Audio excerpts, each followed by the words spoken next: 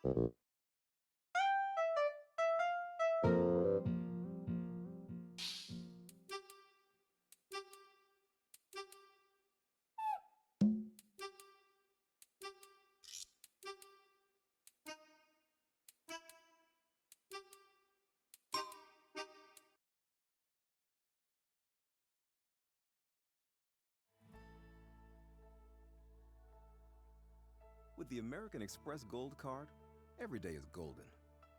Dine on incredible cuisine with points on the side. Fill your cart with all your favorites, and then some. Satisfy your cravings, sweet or savory.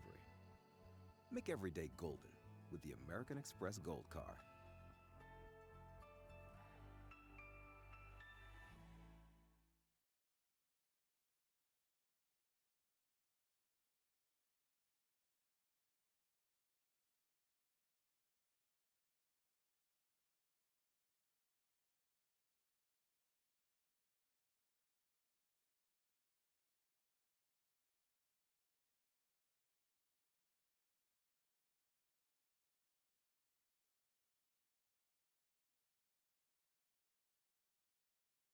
Ooh. Hello. I step away for 1 second and the fucking video ends and plays an ad. It's fine.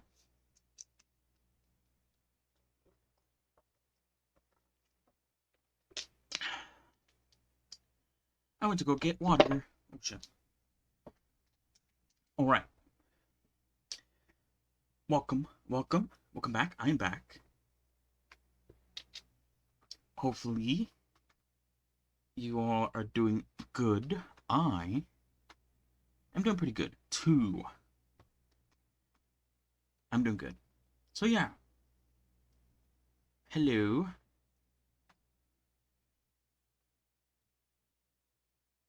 Alright. So obviously, as you can probably tell, there's nothing on screen because I still don't know what to do. We'll try to figure that out today. Just a few things to take of note. I have to leave before 7, so yeah. No gaming today, most likely. Unless, for some reason, I ran out of things to do before 7. I'll try not to make that happen because I feel like, yeah, you know, I'm done, but I would like to move on. Because I feel like, yeah, I get pretty bored when I have nothing to do. And I want to do something. That's the thing. I do want to do something, but I'm also very indecisive and really bad at deciding what to do.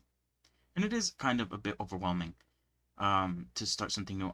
Because I mentioned before how it almost feels like you have to like relearn everything when you start a new project. And from what I've seen online, people feel the same way, which is really nice.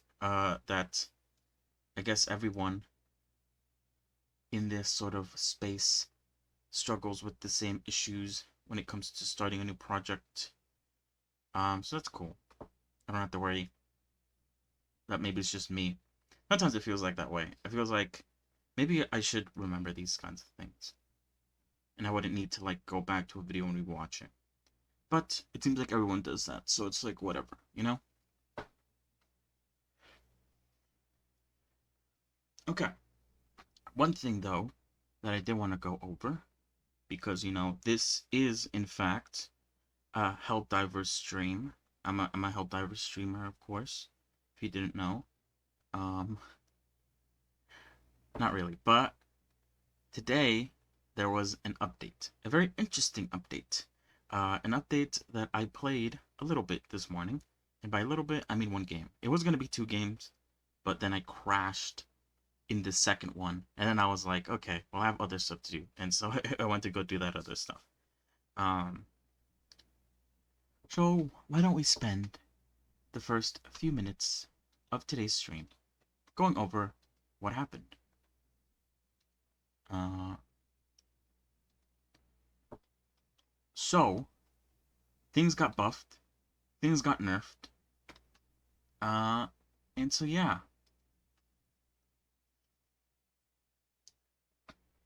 I'm gonna go over the changes for a little bit, and then we'll swap over to doing something. I looked at, I guess, sort of the links that I've saved over time to see if like there's anything that I would want to watch, anything that I would want to sort of focus on. I've also started up a Google Doc where I'm basically gonna write down ideas for original characters. Um, And yeah, if I could come up with enough ideas, enough like pull up enough references and stuff like that for what I feel like would be a complete character, then that's probably what we're gonna do next. If not, for whatever reason, I could always just also choose something else. I was also thinking of maybe going back and redoing the Goblin character, just to like bring him up to snuff. He is kind of like the face a little bit of what people see when they tune in. He's just there. So it makes sense to actually, make him look good. I guess to like the untrained eye, maybe he looks all right. But in my view, obviously, he could use some work. That's for sure. Ow, fuck.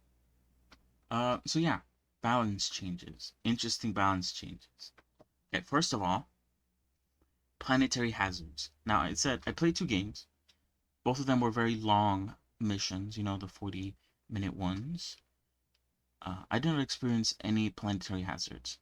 I think from the sound of it, these planetary hazards are more in the. I think they might be in the eradicate missions, though I may be wrong. I haven't really done an eradicate mission in a long time. I feel like they're more. I feel like they're more common in the automaton missions, and less common in uh in the bug ones. I've only done I think like one bug eradicate mission. So yeah, hazards. I don't know what they're. I haven't seen one yet. Sound pretty cool though. I was thinking like, oh, it would be kind of cool if like there was like planet specific like things that happen because each planet is different. It makes zero sense for like each planet to like be perfect. I guess one of the things that I experienced yesterday was those like green plants that explode and knock you back for whatever reason. Which I guess is exactly what I wanted. So yeah, that happened. Eradicate missions require more kills, spawn more enemies, and the time to complete the mission is now twice as long. So I think 20 minutes. Because I believe it was 10 minutes before. Oh, actually, you know what I could do? So you guys could actually see what I'm looking at. I'm gonna take a screenshot of the things.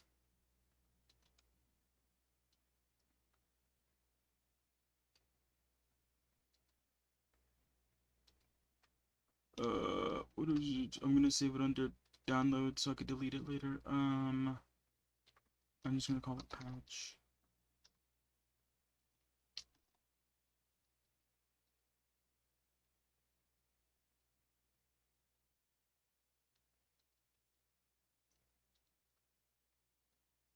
Okay. Okay. Some changes to the guns. The railgun decreased armor penetration in safe mode. Decreased damage against durable enemy parts. I haven't used the railgun in a little bit. It's been a few days since I've used the railgun. I feel like the railgun is more useful with the automatons. Yes, it's really good against chargers. You know, you two-shot the leg, exposing the sensitive, meaty bit of the leg. You shoot it a bunch of times, and then the charger dies. But yeah, I've been having fun with other things.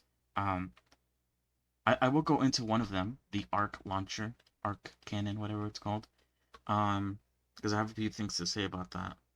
Um, and the expendable anti-tank launcher thing that we had to use for one of like the personal, mission thingies. It's actually really good. I've been using it in my bug missions because I like how it drops two, and I like how quick the, I guess, like, deployment time is. It's really nice. So I haven't tried out the railgun in a minute. Um,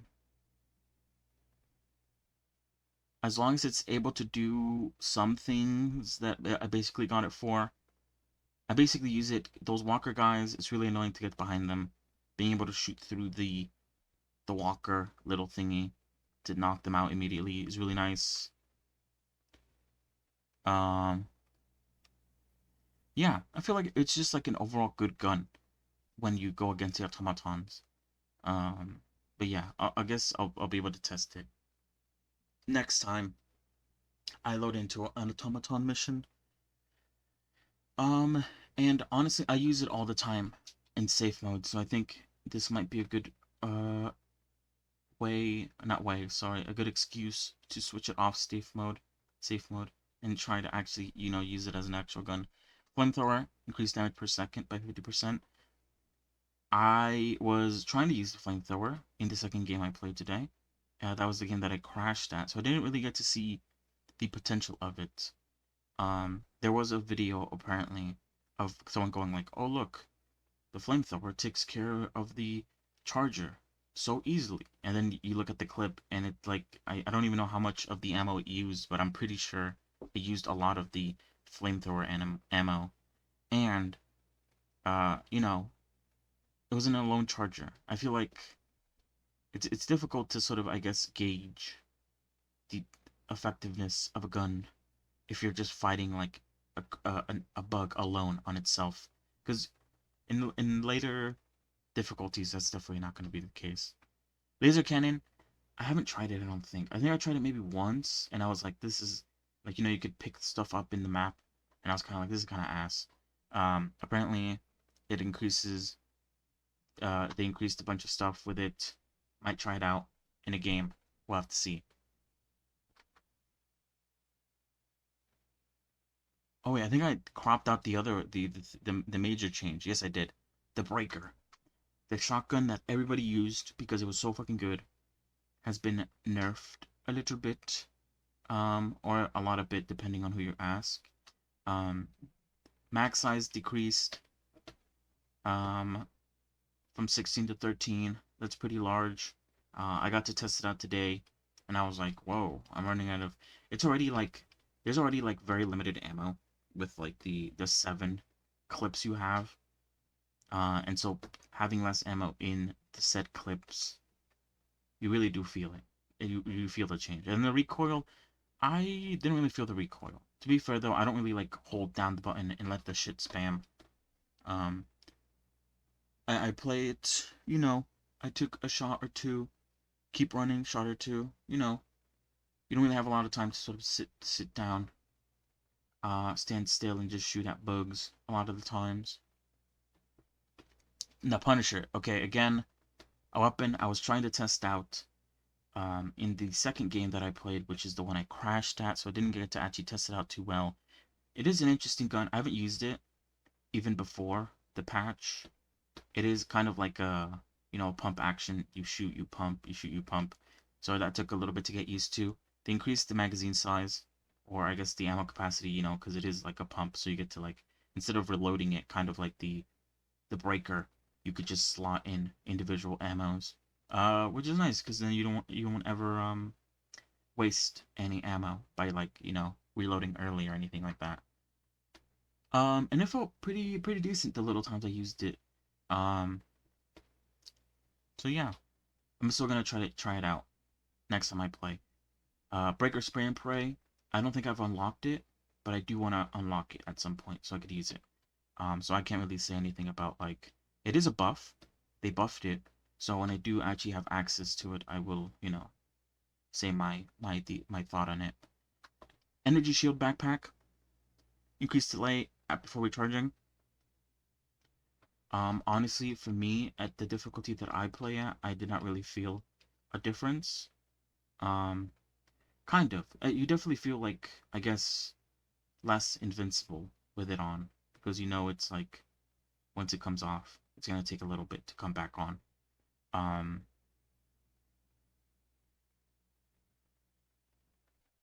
Sorry, I just forgot what else I was gonna say.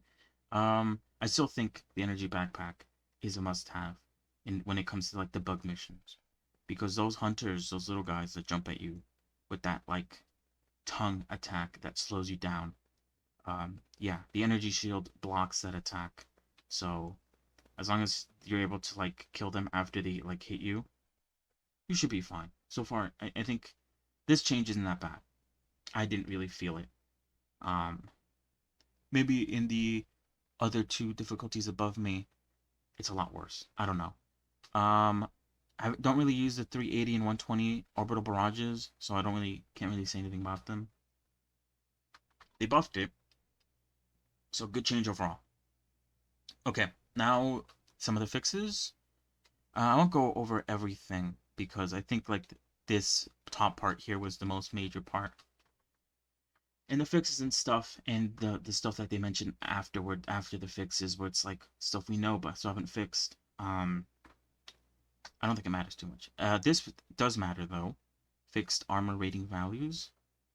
Uh, so now the armors are different. If you wear heavy armor, it will reduce the amount of damage you take. However, I think most people agree that the loss of speed when you're wearing a heavy armor is not worth it. I still wear the armor that gives you extra stims.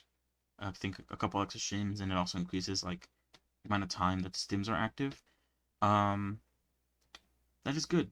It's medium armor, and I think it still works pretty decent. So I'm okay with that. Bug nests were unnecessarily hard to destroy. I still haven't really tested this out too much. I feel like with bug nests, and I guess also with like automatons, if you don't throw it like directly where you need to throw it, the grenade won't do anything. Especially with bug nests, I feel like you have to basically stand in front of the bug nest and throw it down the hole for it to work. You can't really throw it into the side or like do any fancy nonsense or anything like that. Is there anything else here that I think like is important to talk about? Change button interaction behavior for buttons in bunker POIs. That isn't really that big of an issue. Camera no longer locked on players' own corpses and blocking spectator mode. This was kind of like a weird thing. I'm glad they fixed that because it just was like an odd thing.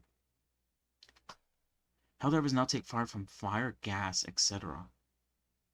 I get the fire from like flamethrowers maybe, but I don't get what the gas is. Like when do other players make gas?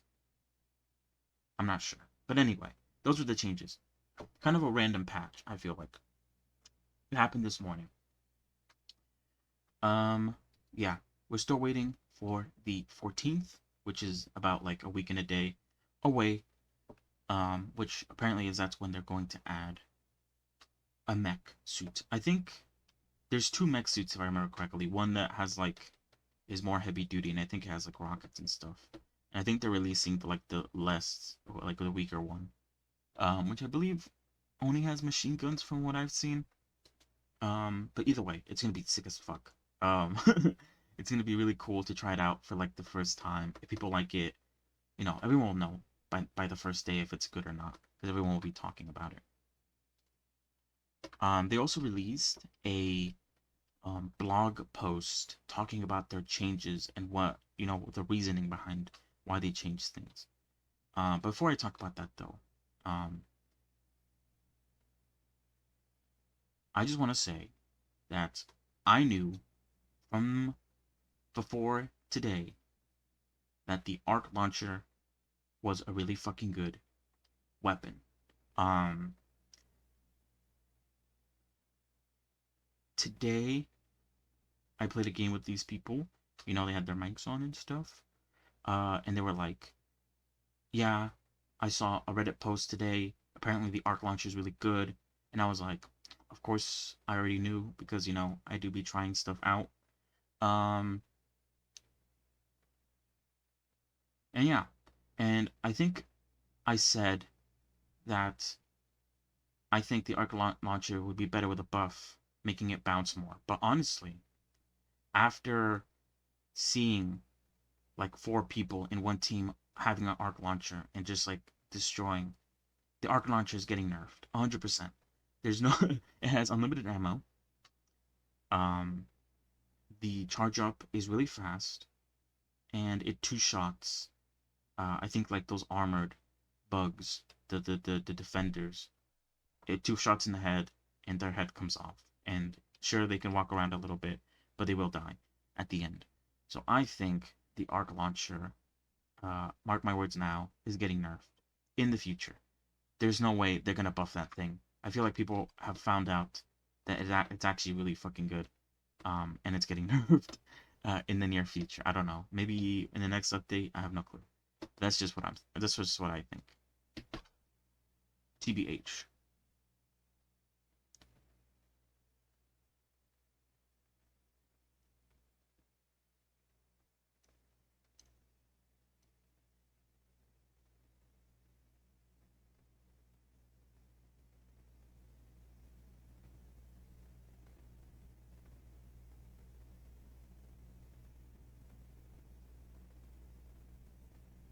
Okay, so yeah, I'm reading the blog post that they released, and they're talking about primary weapons and how it's intentional that they're not able to deal with everything in the game because your stratagems are supposed to be there to sort of fill out the gap.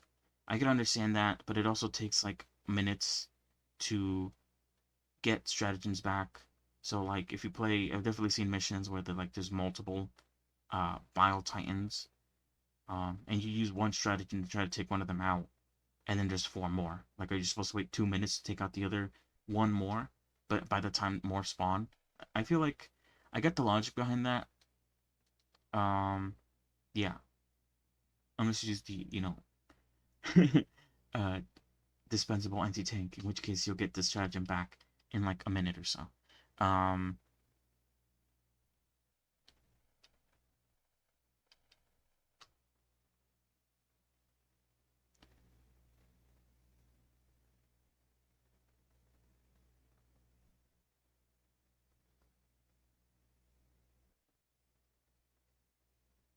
Okay, so yeah, they talk about nerfs, whatever. The Breaker. The Breaker was quickly pinned down as the meta weapon, vastly overperforming other weapons and being the best choice for all Helldivers, at least if YouTube is to be believed. Helldiver veterans will remember the Breaker for the first game and how powerful it was, something we have made an effort to mimic in this game as well.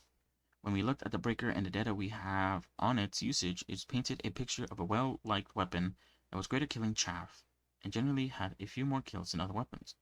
It was, however, not necessarily better at making you succeed in a mission, and no real damage nerfs were warranted. The calculated total damage per magazine was quite high compared to other weapons, however, and something that could be uh, re what was the word? Reined in. Sorry, what? While reinforcing the intended fantasy. The Fantasy of the Breaker is a powerful automatic shotgun that bucks wildly as you hose down targets in front of you. It should be deadly up close with high DPS, and its major drawback should be the animation management and placing your fire so you not overshoot a target. To that end, we have lowered the amount of shells in each magazine and increased the recoil. Okay. The Punisher is powerful shotgun. Should be used to 9 intended panels to increase damage per shot put in staggered amount. And yeah, I feel like it's good that the pump has more stagger. It makes sense, It should pack a punch.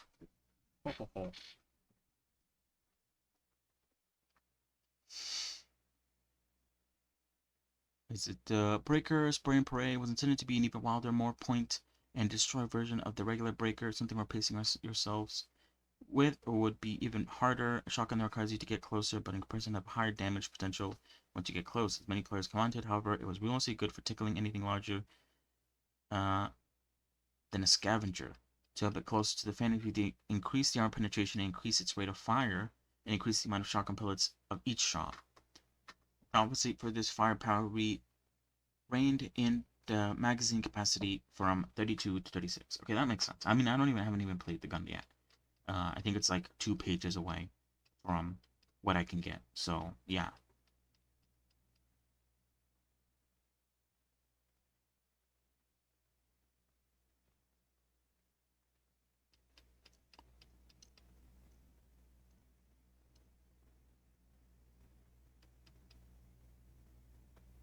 Oh, cool. Okay.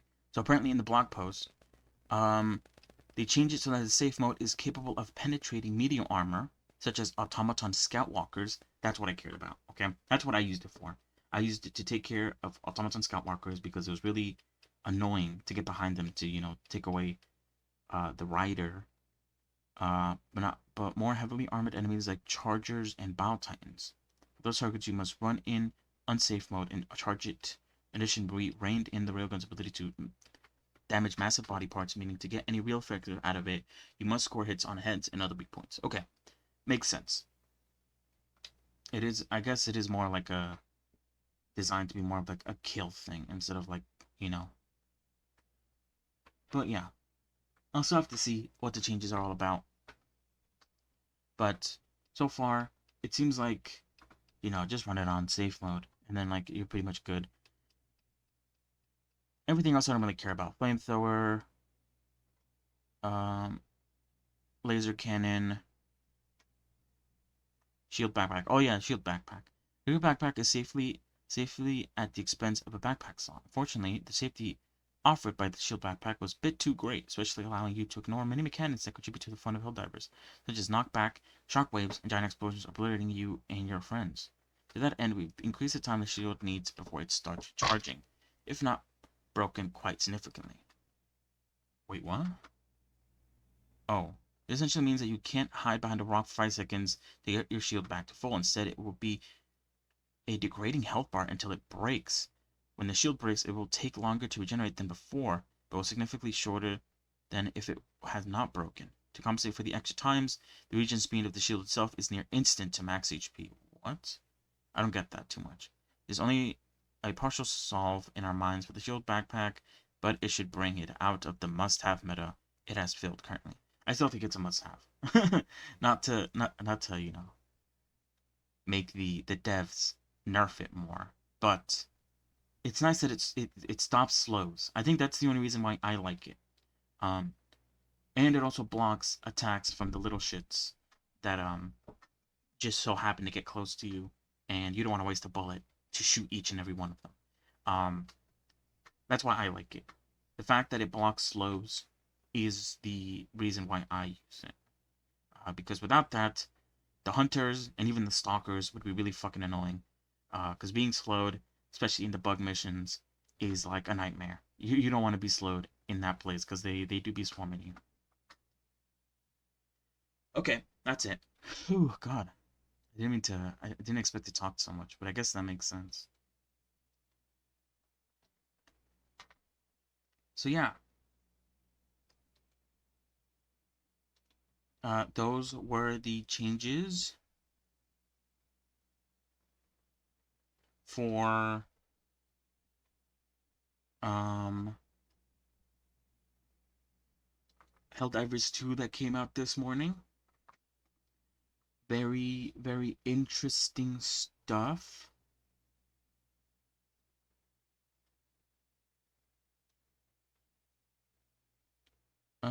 Yeah.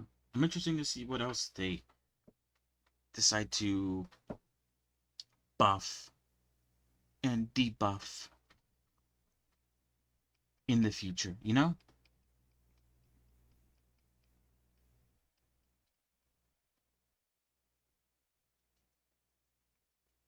So yeah, I'll just have to wait and see. It is interesting. I do want to test out a bunch of that other stuff though. If they've changed, I think it'd be nice. But anyway, back to what we were doing, okay? Blender stuff. Number one, I have posted about the fact that Medusa is done. I think tomorrow I'm going to post about the fact that, hey, the model is also available in VRChat, and if you want me to make the VTubing part available, then I don't really know how to set it up. I don't really know how to like give it out for free. So please help me.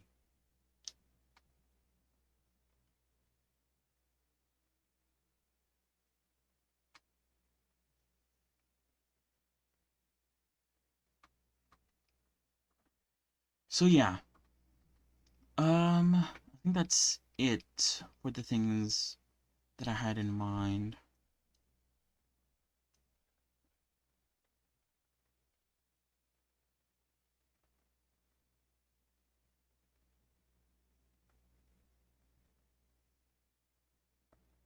Yeah.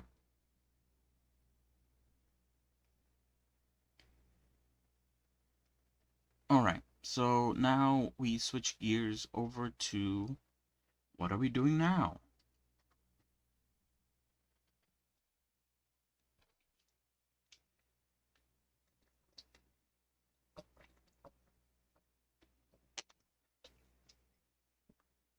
Now, there's a few things we can do. Number one, a while ago, I installed a program called, where is it?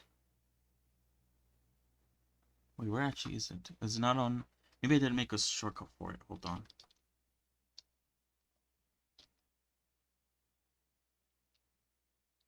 Oh yeah, I don't think I made a shortcut for it.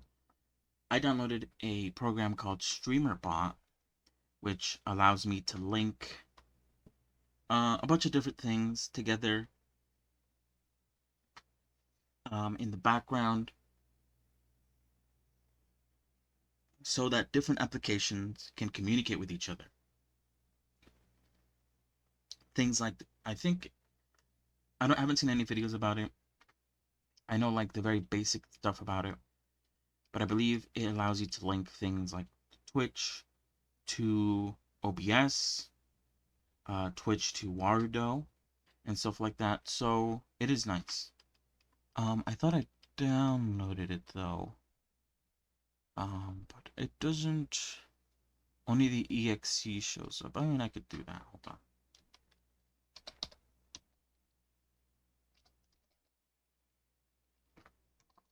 Wait, hold on. I think I spelled it wrong.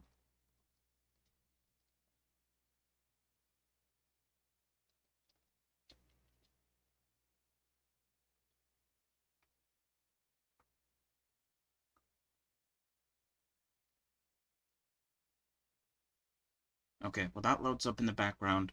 Another thing we could do is we could watch some other things that have been going on right now. I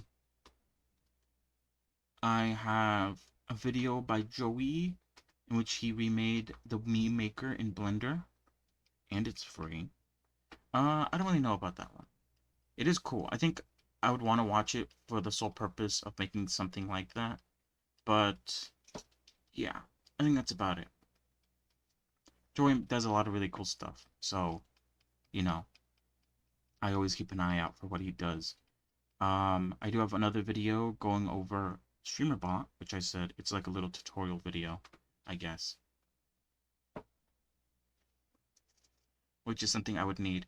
I don't know if it's a good idea to maybe work on StreamerBot on stream. I feel like I don't really know how it works. If it, I assume by linking you're gonna have to show some stuff that is supposed to be hidden, and so yeah, it'd probably be best for me to sort of save this for me to do on my own. Yes. Sorry, I was closing out of it. there's a few other things we could look at. We have the GeoNode stuff. I really want to get into GeoNodes. For some reason, I think they're really cool, from what I've seen, at least. And so, I do want to, stick my hand in there to sort of feel around, hopefully get proficient enough so I could do my own things as well.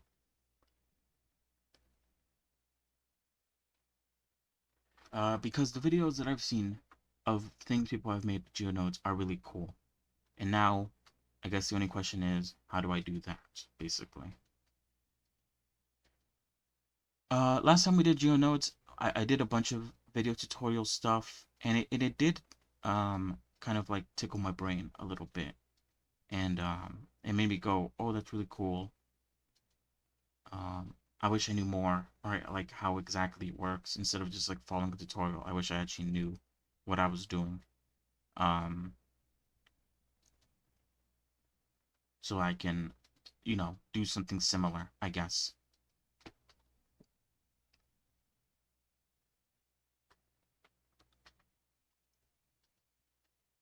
I also want to, another thing, I guess, similar to GeoNodes, is the shader editor. I want to also explore, I guess, like different styles or different things you could do with the shader editor, because I feel like having a good shader setup can add a lot to how a character looks.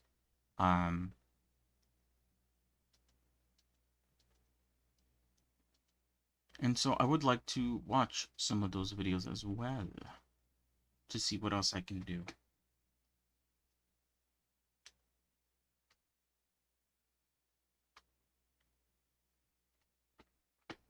And of course, we could also visit, like I said, I'd have made a separate Google Doc specifically for, I guess, sort of brainstorming by myself ideas of what to do for future original characters that I could make, trying to gather ideas, trying to gather references, trying to gather,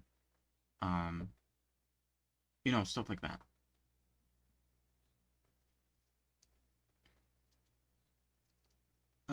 We also have the wheel that we made last time that we can add things to, remove stuff. The wheel is kind of like a last, I don't know. What's the word you see? The last line of defense. I don't know if that's the right term for it. But the wheel is there so that I could choose something when I'm not exactly sure what to choose, It's there to be the picker when I am unable to pick. So we could, look at that as well, add things to it, remove stuff from it, like I said. And yeah, make some choices for what's to come. I'm saying all these things, I guess, sort of put out there things that I can do. But again, I'm very indecisive, so I'm not exactly sure what to do. I think I do want to do the GeoNode stuff, specifically a series of videos that I've saved involving the GeoNode stuff, which is a 3-part series on every node in Blender GeoNodes explained. Why not? Let's do that. Why not? Just I think it's good to learn about that stuff because there's a lot of nodes, especially not only in GeoNodes, but also in the shader node, the shader editor, that I just don't know what to do and have never used. I've used the basic ones: image, texture image, color ramp, all like the color mix nodes. Not all of them, but mostly like mix and multiply and stuff like that. So it would be nice to sort of watch not only that for GeoNodes, but also that for the shader editor. I might actually watch the shader editor one version of this. I'm gonna have to find it because I don't think I saved it. Maybe this guy has one. But yeah, hold on. I'll be right back. Wait, did I unpause it? Yes, I did. I am going to use the bathroom. So when I come back, yeah, let's do shader stuff. I wanna get better at shader stuff because geonodes I'm not too sure about, but shaders, I use shaders all the time when it comes to character making. So being able to make cooler stuff with the shader things is exactly what I want, honestly.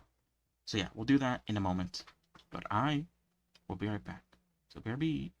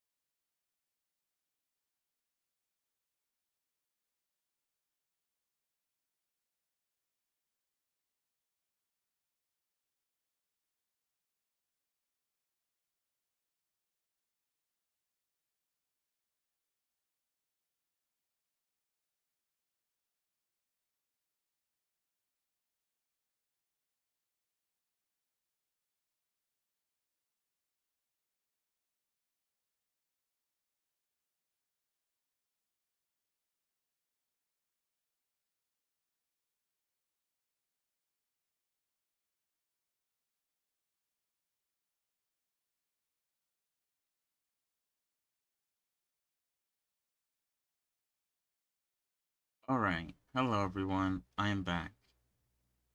Okay. I don't know what's going on. Um, okay. So, yeah. I went to use the bathroom, but I also left because I felt like I needed to calm down.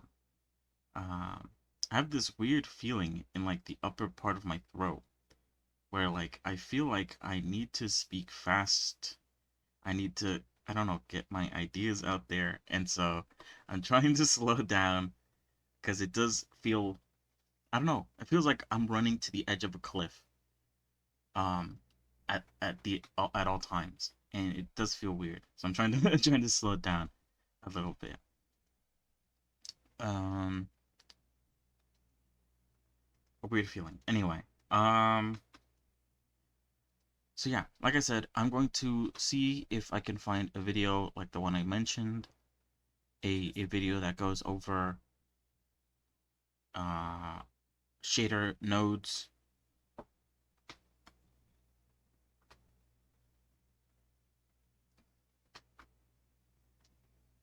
Um, because yeah, I want to do some interesting stuff with the shaders. There's also a bunch of videos that I have that also go over like interesting, I think I called it cool styles to try. Oh yeah, and there's also stuff that I've saved on my Twitter page that I also want to try out or look more into. Because I scroll. I do be scrolling. And if I find something that I think looks really cool or interesting, I save it.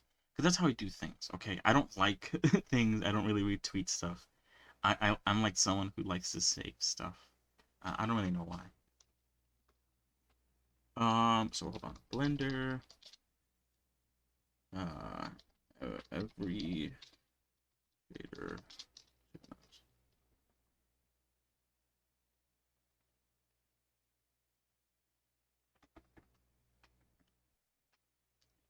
Okay, yeah. So there's a 30-minute video by a man named Daniel Craft, I think. That goes over all 80 Blender material nodes in under 30 minutes. Okay? So obviously, that's going to be very fast. Um, Hold on.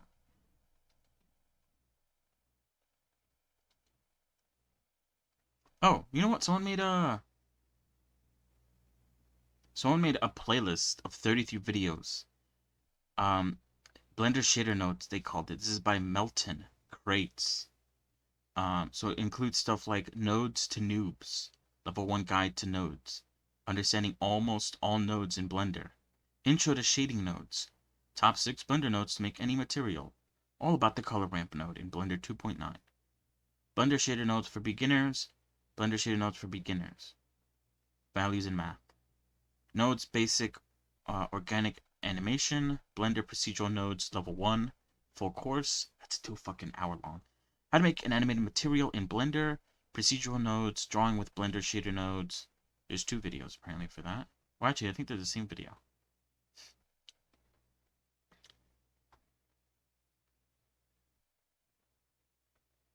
Wait, I think it repeats again. Procedural nodes, part 23, 32 procedural textures that use the wave node in Blender, making 3D animations look painterly. I think I've seen that one already. So this guy actually has a full playlist of videos that deal with shader nodes. So that's pretty sick. I should probably do that. I think who was it? There was a viewer as well, a chatter, who did the same thing. Where unlike what I do, which is saving all the videos that I watch in a Google Doc, they save them in a YouTube playlist, which doesn't seem like a bad idea either.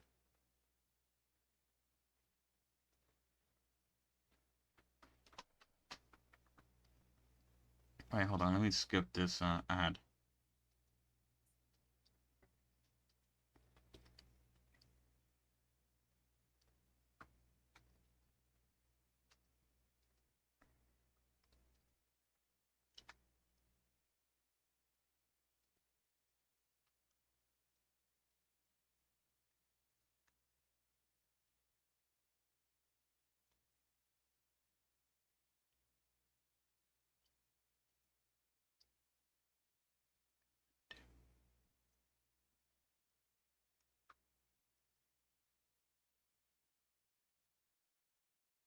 All right. So here's the video. Going over all 80 shader nodes in under 30 minutes. Why not? I might pause it and go do some other stuff because I feel like it doesn't feel right to sit here and watch a video for 30 minutes and not do anything. I might pause it and do some stuff in Blender if I have like some sort of inspiration from watching this video. I'll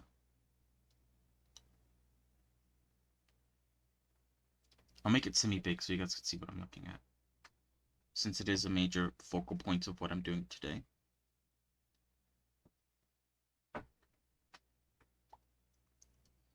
But apart from that, like I said,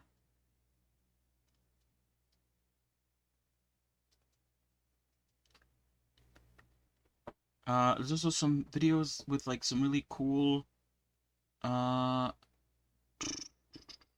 is it? Cool styles to try. So things like the parallax. The gods have spoken. You need a Shader new, for clean, stylized heavenly effects. body wash That looks pretty with cool. native. You know what? I also saved a video. I think, where is it? Here. Probably to the bottom. This one, another 30-minute video that I saved today because I had it on, the amount of tabs, but I'm trying to reduce the amount of tabs that I have now that I'm done with Medusa. But this is everything you need to animate with Blender Grease Pencil, beginner guide. Grease Pencil I think is really cool. I've seen a lot of people do some really cool stuff with Grease Pencil. But also something I want to learn. Similar to, I guess, geometry nodes where I think like you could... Oh, wait. Oh, there's this guy too. Oh, I got the wrong blender from the... Bryson McBee. He does some really cool Grease Pencil stuff too. Oh, he made a beginner one. An intro to Grease Pencil.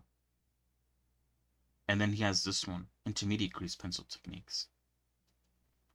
This guy's cool. If you haven't seen like the stuff that he's done, he doesn't really show it in his well, I guess he does a little bit. But he mostly posts a lot of his work on, Instagram and stuff like that. And a lot of it looks really cool. So he's another person that I would like to watch the videos of, like specifically these two, when it comes to like grease pencil work. Really cool stuff. What else do I have here? Some about tutorial stuff. But yeah, let's go back to cool styles. I don't think I watched these actually. Toon Style by Joey. Oh, this is a newer one that I saw. Stylized paint like shader. Oops, shit! I accidentally opened it up in a new tab. Greetings, I'm Dusty the It's Bin, also a really cool one. and in this video I'm going to walk you through. Is that an Eevee? I assume it is. I like Eevee more. Wait, what is this? I like 3D.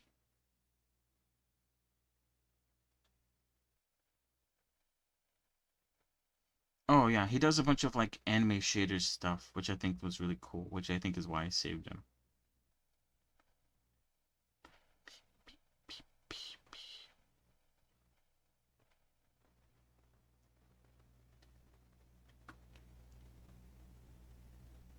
So yeah,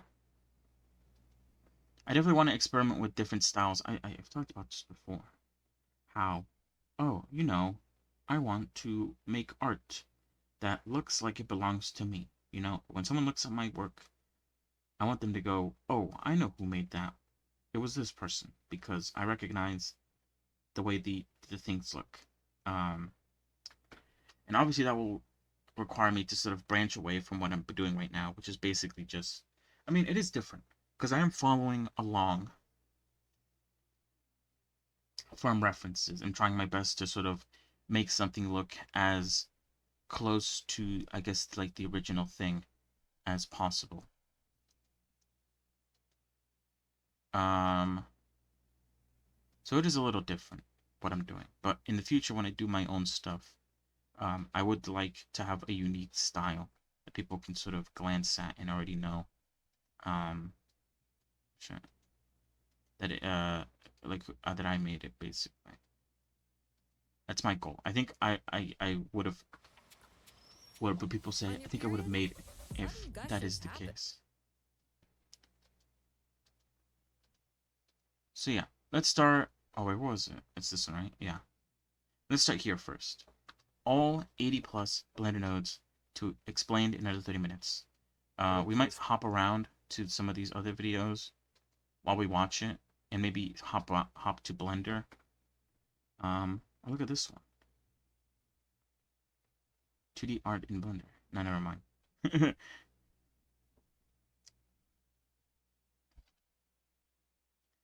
Animate cell shader in Blender EV, and it's saying don't do this, which I believe is the method that most people use, or at least the one that I've seen a lot of. Oh, this is really cool. I should watch this one. I think Bran is doing this stylized sketchy outlines. Yoink. This is what I mean. I scroll down and I find a bunch of videos that I think are really cool, and I immediately save them for later.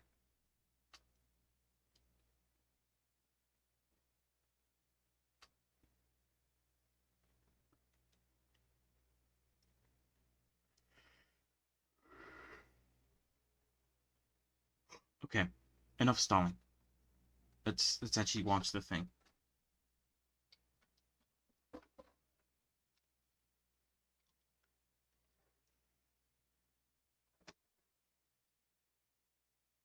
It's easy to get some really cool effects using Blender's shader system. So I looked around and I realized that no one has made a video on this yet, maybe for a good reason. I realized that something like this might not get a lot of views, but I just decided someone had to do it, so I decided to take one for Doesn't get a lot of views. Almost 2 million views, dude. That's crazy. Real quick and present to you all of the Blender material nodes explained as quickly as possible. I'm not sure how long this video is. This is 30 years ago. I wonder if it's outdated, like if they've added more nodes. Probably have, right? Going to end up being, but it's going to be a good resource for you to just browse through. You can look in the description for links to the various node categories. Do keep in mind that this is going to be an overview of each of the nodes. I'm not going to be explaining each and every input parameter and output there is for each node. If you would like some more detailed descriptions of each node, I will be linking you the Blender documentation for the shader nodes in the description, as well as various other resources that will be mentioned throughout the video. And also keep in mind that this is going to be a little less of a humorous video. I wanted to specifically Okay, I'm looking sure you guys can actually hear the video. make this a resource that clarifies some of what the documentation says. So with that, please enjoy this resource. It took a stupid amount of time to make, so as always, a subscription or like is much appreciated. But all I can ask beyond that is that you take a look at some of my other content as well. Enjoy, everybody. The ambient occlusion node takes whatever ambient occlusion is being generated on the model and returns it either as color or black and white data. That means in cycles it should be working automatically, but in Eevee you're going to need to check the ambient occlusion box in the render properties settings for it to start. Samples control the resolution, inside basically treats it as if the model is inside out, only local means other objects won't affect the ambient occlusion, color gives it a tint, distance controls how far away other objects can be to be considered for occlusion, and the normal input allows you to use a No maps, images that will be rendered to reflect light upon use perfect.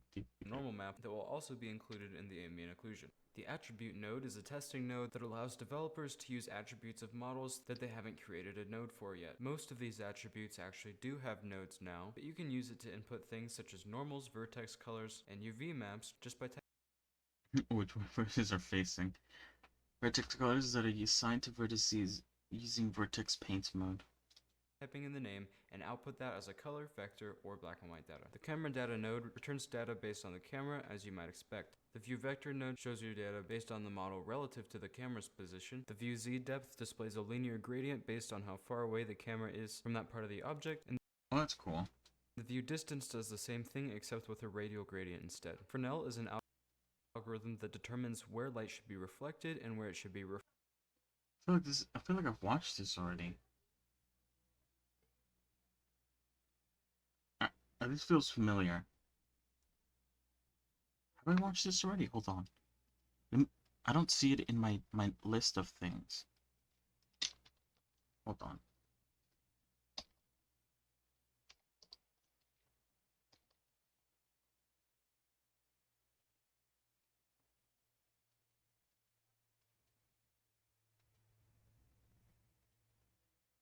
Oh, it's on my list. Oh, I did put on my list.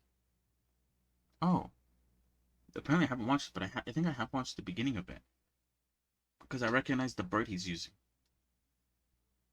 I feel like I've said this before. The whole, oh, that's cool. I feel like I've said that before. I'll continue watching and see if I remember a lot of it. If I remember most of the video, then I think we could switch to another one. Refracted off of an object. In my experience, it's most commonly used to mix two materials, and it can be used to great effect, as you can see here. Next is the geometry node. This one is a beast. The first output gives you the actual position of an object. The normal output will give you the normals of the object in world space, not local space. That's the difference. True normal is just like the normal output, except if your object is flat, it's still going to show that even if you've shaded your model smoothly. So back facing returns black for the backside of a face and white for the inside.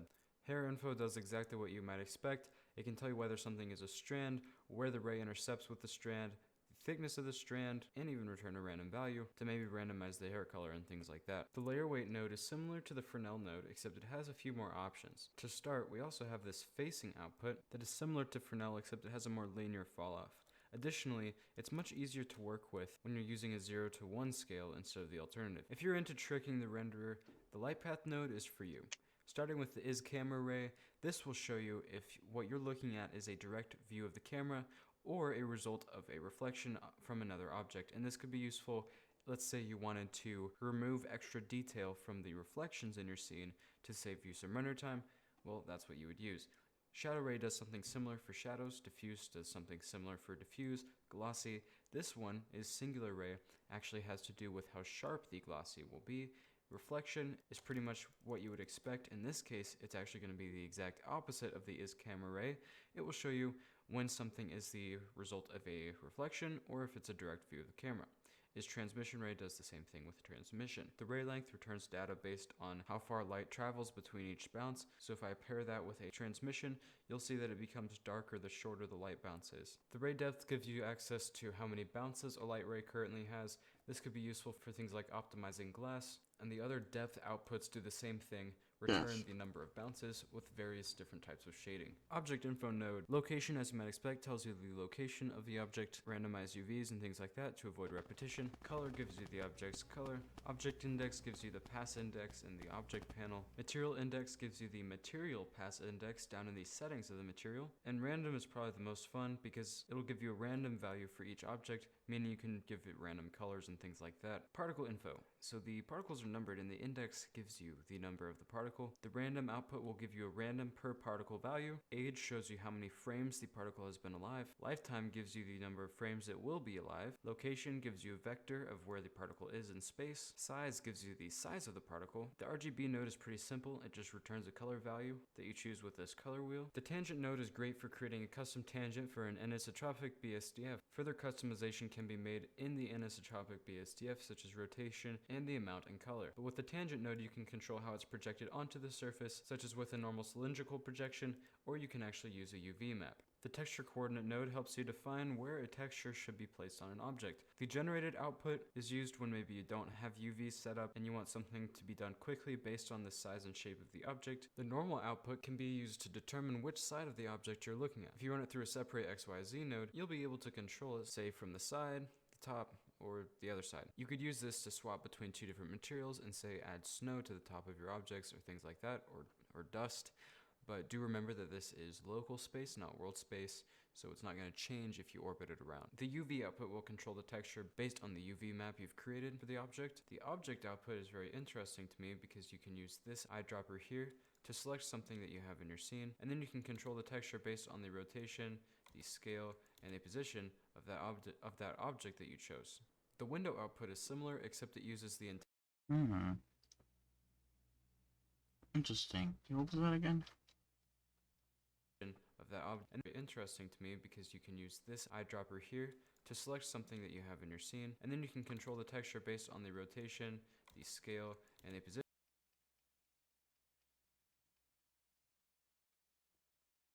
I want to test something out with that. Hold on. I'll probably delete that. I know to.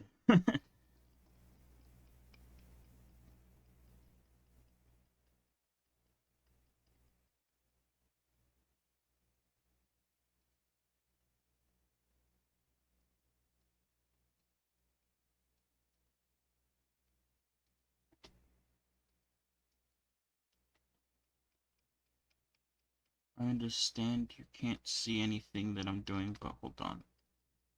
How do I do this again? I've forgotten, honestly.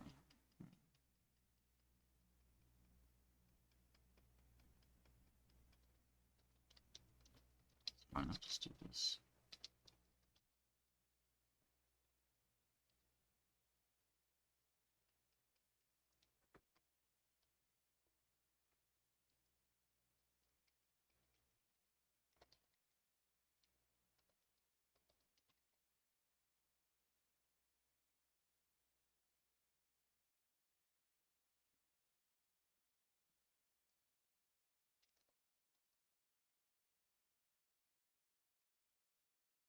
Okay, hold on. I'm testing something out.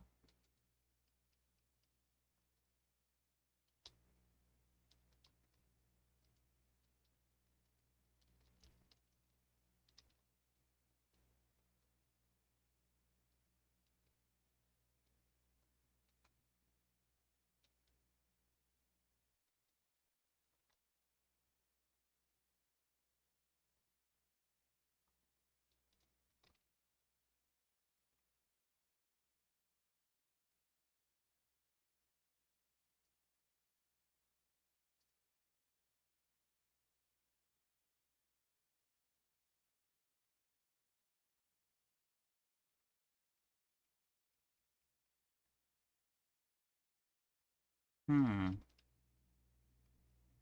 Why is it baby? It's because it's...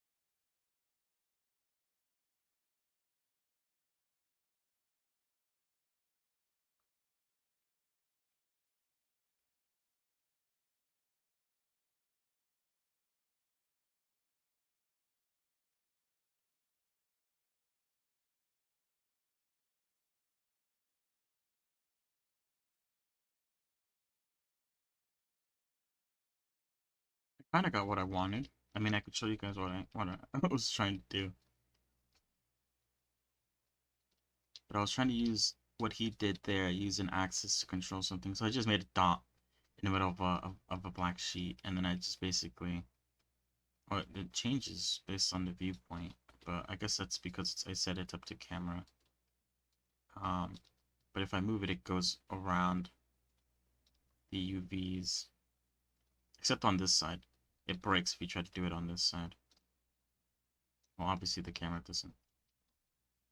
But yeah, it like goes in on itself.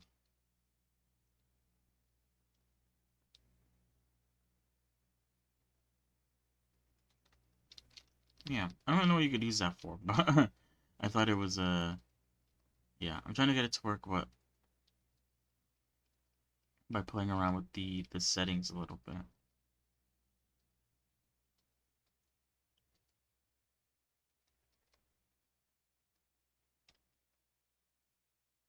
Well, this seemed to have worked. Maybe. the location of it does change when you look at it, so. Oh, but that is also interesting, because then you have to look at it, like, in the right direction, otherwise you won't be able to see anything. Interesting. Okay. Sorry, let's continue. Position of that object that you chose. The window output is similar, except it uses the entire window and not just the camera. I really like this one, and I feel like there's definitely something to be made with this. You know what that reminds me of, actually? The windowed version of it reminds me...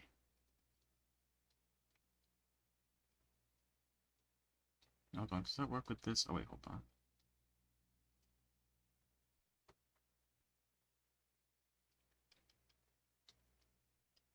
I think the old, kids cartoon, Chowder, had something similar to this, where it's like, you know, the character kept on, like, moving, but, the pattern that they had, just kept on repeating over and over again.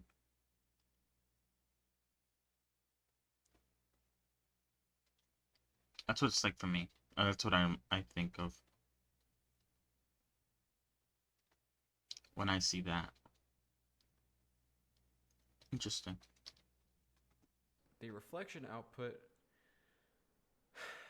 UV map lets you output the UVs of any map that you choose. It's especially useful if you have multiple UV maps on one Bro object. is Volume tired. node outputs just a value. As far as I can tell, it can be basically any value. The wireframe node gives you the wireframe of an object and allows you to control the size of how it appears on that object.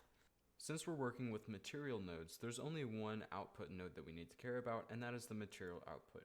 Essentially, this is the end product of all of the other nodes that you have in your setup. You can, of course, attach something into the surface output and use some sort of surface shader to control the way it looks. Alternatively, you can use a volume shader, which we'll get to later, and place that into the volume input. The displacement input is for when you want to use some bump or normal data. Now that we've Volume.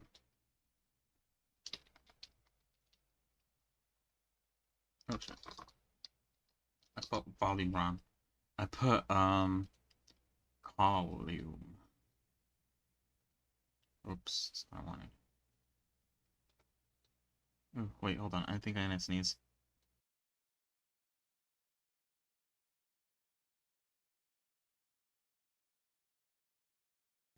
Ooh, sorry.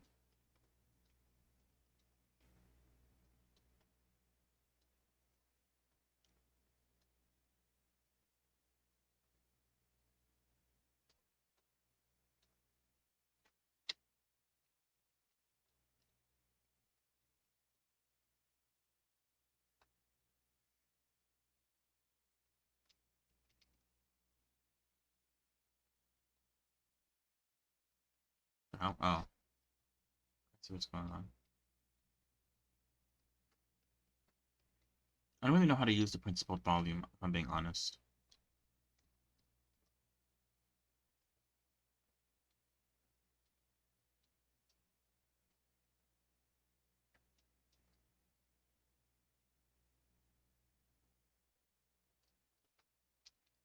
Yeah, I don't really understand volume stuff. got that out of the way, let's talk about all of the different shader nodes.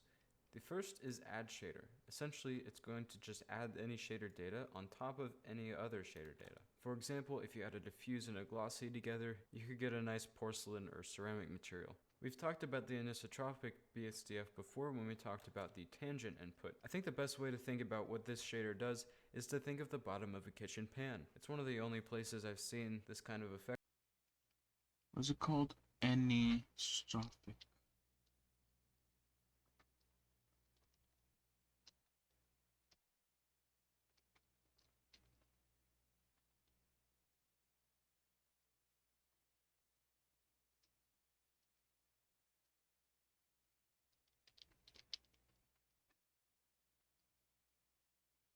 I can't...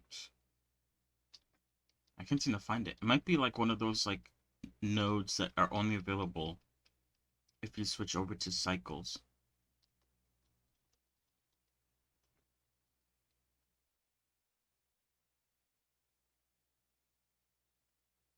No, it's still not here.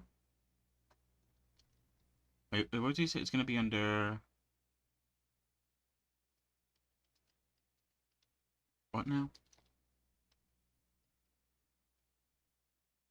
See together, you could get a nice porcelain or ceramic material. We've talked about the anisotropic BSDF before when we talked about the tangent input. I think the best way to think about what this shader does is to think of the bottom of a kitchen pan. It's one of the only places I've seen this kind of effect going on, but it's a great way to bend the light around a certain point. Now, this is the diffuse BSDF.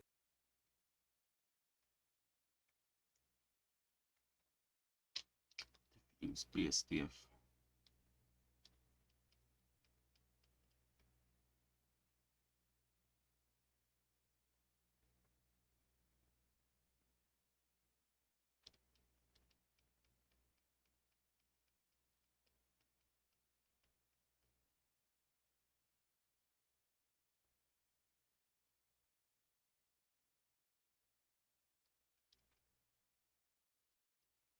Yeah, the shader that he talked about, the anisotropic, just for some reason does not exist.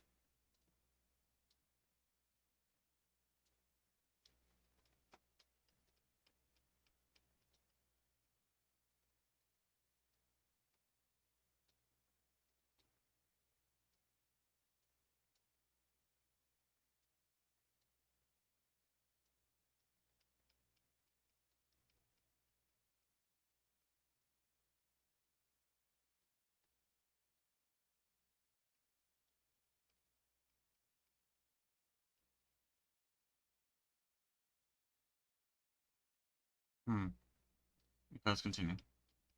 This used to be the default shader for Blender materials, and so now I think it's a good time to discuss what exactly a BSDF is.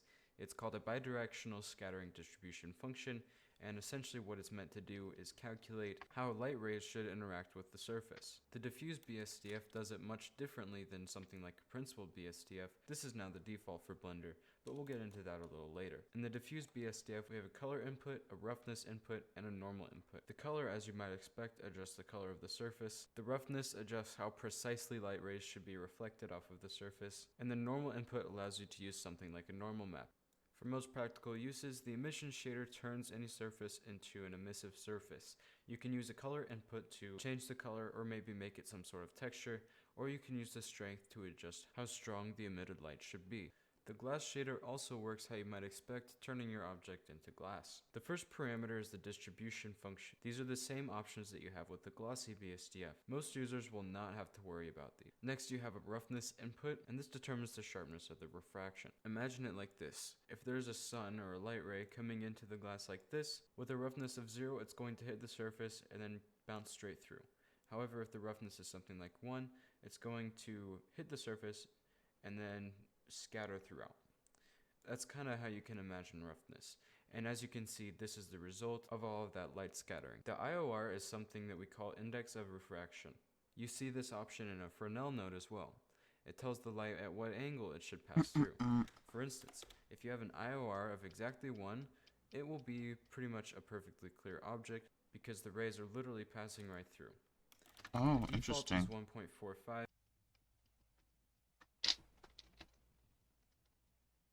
Have you ever tried to make glass in any way? I don't remember.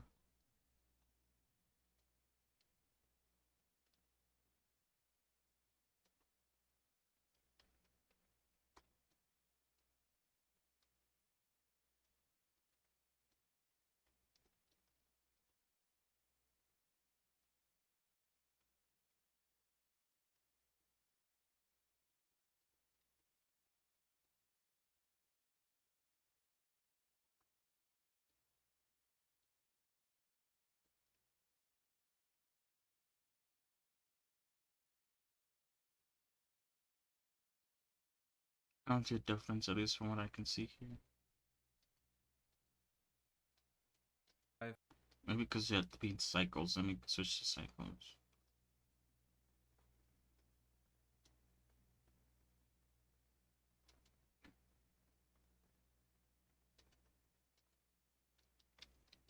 It still seems to have the same issue.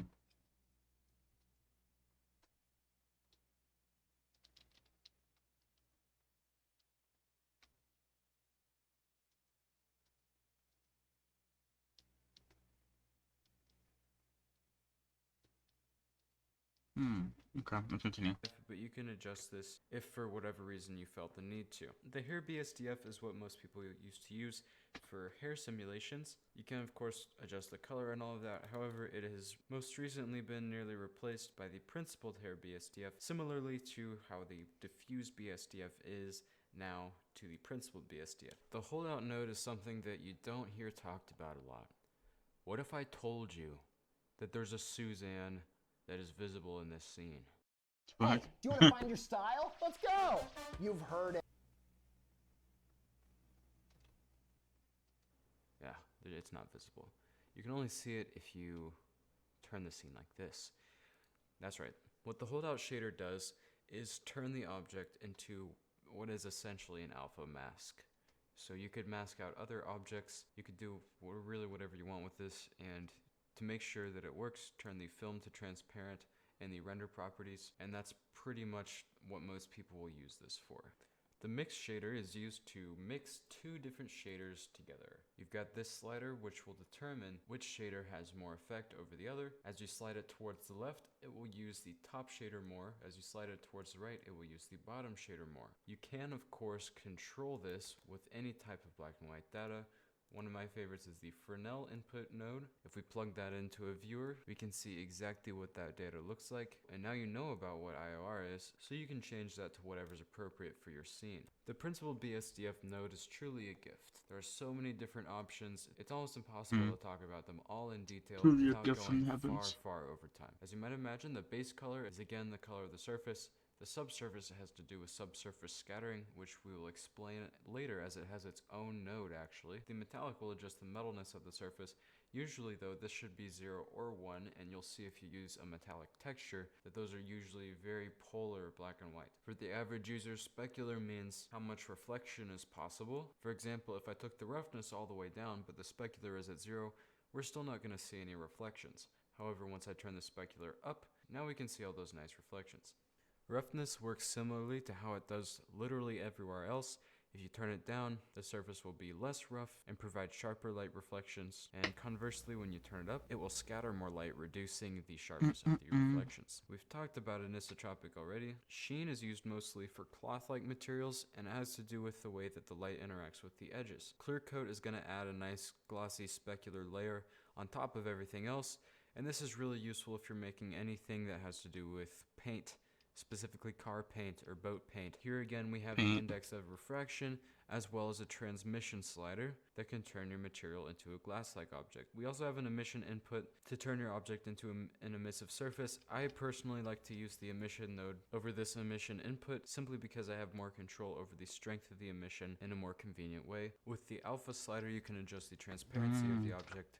And now we have the normal input, which you can use normal maps with, clear coat normal, which will adjust the normals of the clear coat, and then of course the tangent if you're working with the anisotropic. Here you can see some nice images that describe the way some of these settings work. You can find these images in the Blender documentation. The principled hair BSDF is pretty much what everyone uses for hair nowadays. As you can see on a basic hair particle system from a plane, you can see it looks incredible. Here we have the color parametrization, and you have three options here: direct coloring, melanin concentration, and absorption coefficient. And the direct coloring is probably the easiest for most people.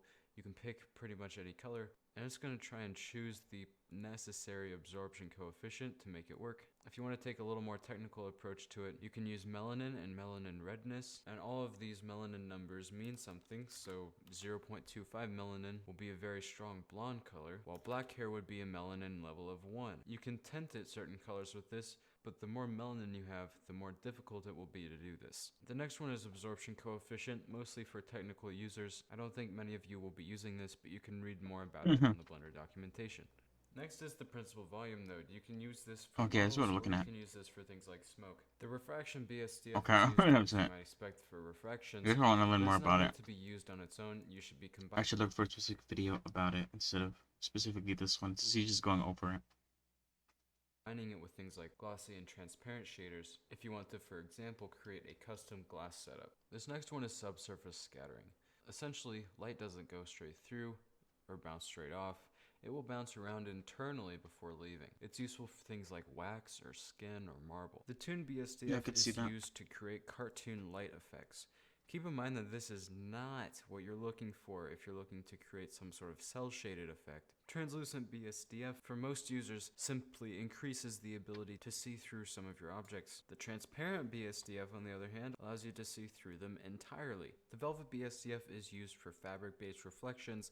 However, it's not very useful on its own. You'll want to combine it with other shaders. Volume absorption and volume scatter are different types of volume shaders. Let's talk about the different texture nodes. First, we have the brick texture. This is a fun one. You can adjust the size of the mortar in between the bricks and the size of the bricks themselves. You can of course adjust the color of all of this, and with all of these parameters, you can make some pretty cool brick-shaped textures. Next up is the checker texture. You can adjust the scale and the colors with this one. Next up is the environment texture. For some reason it's available in the shader textures, but I've never ever seen this one used except in a world output. It's what you'll use to introduce an HDRI or something like that. Next up is a gradient texture. You've got all these different types of gradients to use. I tend to use this one with a converter map node, and if you play with the value in here, you can adjust the position of the gradient pretty easily, and you can even add in another one and make it and turn it to multiply, and then you can adjust the fall off pretty easily as well. An IES texture is a special kind of texture that uses a special type of file type that I've never even used before, but it's a special data type used to mimic real-world lights. If you happen to have an IES texture, you would switch this to external and then find that texture wherever it is. Now the next one is the ever popular image texture. Image textures can be mapped onto surfaces, and I cannot stress how useful they are. If you want to instead use a video texture, make sure that you change this parameter from single image to movie, and then you've got to choose how many frames you want it to play, which frame it should start on. If you want the movie to repeat itself, you can just choose cyclic, and make sure you check auto refresh to be able to preview it. Now the next one to care about is color space. If you're working with image textures and you happen to be using a roughness map, a specular map, a metallic map, and all sorts of maps, the base color and if you have an ambient occlusion texture are the only ones that you should have the color space set to sRGB. Otherwise, you'll need to make sure to set it to non-color, because that will tell the engine that you're not actually just trying to output color data, it's being used for something else, because otherwise you can get some really weird results, especially with the normal maps. So make sure to change that. For the magic texture, I was going to make a clever joke, but I think I'm just going to play with some settings and just let you figure it out. I've always seen the Musgrave texture as a bit of a glorified noise texture. Here you can see some examples of what you're able to pull off using a Musgrave texture. There's 5 different noise types here. It's got some pretty incredible variety. The noise texture, however, is an easier noise texture. There's 3 main things to worry about. That is scale, detail, and distortion. And the good news is those all do pretty much exactly what you would expect them to. Sky texture is again one of those things that is mostly only used for world outputs, so you probably don't need to worry about it when you see it in the node menus. The Voronoi texture has a specific noise pattern that a lot of people remember it for. However, it's possible to generate a lot of different ones, as you can see in these diagrams. Here's some really cool uses of the Voronoi texture. Next up is the wave texture. I use either bands or rings based on whether I'm using a curved object. You of course have the option to adjust the scale, the distortion, that's a cool one, and the detail scale. The white noise texture only returns a single value based on any kind of vector input. You know, it reminds me a lot of the white noise that you might see on a blank channel or something like that. Starting us off with the color nodes is the brightness and contrast node. Now this pretty much does exactly what you might think it does. Okay. God, I could see why I didn't finish this video. Yeah, it's hard to grasp exactly what each node does by just watching a video going, I guess, very surface level over what they do. It would be nice to see, and this isn't, I guess, a diss on this guy's part. His video is really good.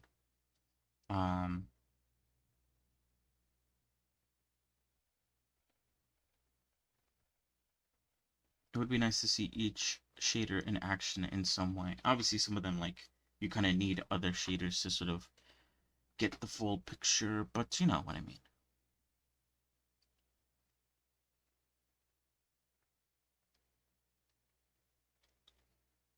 Either way, we're going to swap over to a different video for a second.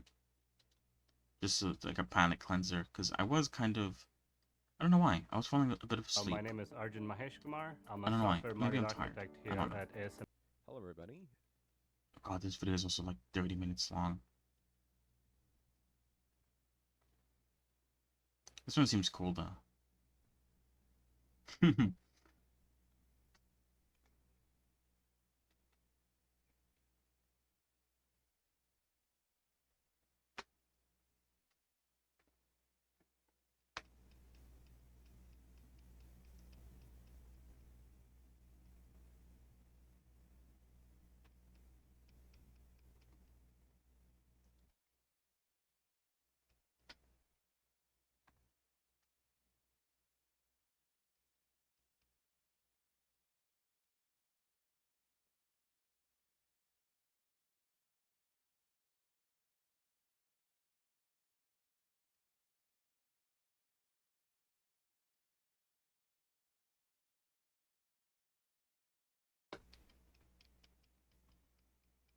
Okay. Hold on, I'm just looking at other things here.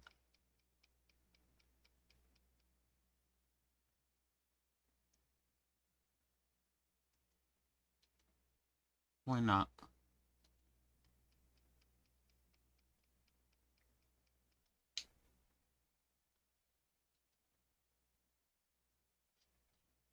Let's watch this one. This one's literally like 3 minutes long. Why not? IX. Hello everyone, I'm IX, and in this video I'm going to teach you how to make this sketchy outline in Blender using grease pencil. It's relatively easy to do, and you can get really nice results using this method. So let's get started. Let's make a new file, and in here we're just going to use a monkey as an example. Okay. And we're adding a camera. Okay, now first of all we're going to select the object that we're going to add the outline to. We're going to go to add grease pencil, and you're going to select object line art. Depending of the use case that you're making this with, you can also select collection line art, which will make a line art of every object inside the collection, but in this case I'm going to just use object line art. So as you can see, it makes a basic toon outline to our model, which honestly looks really good for like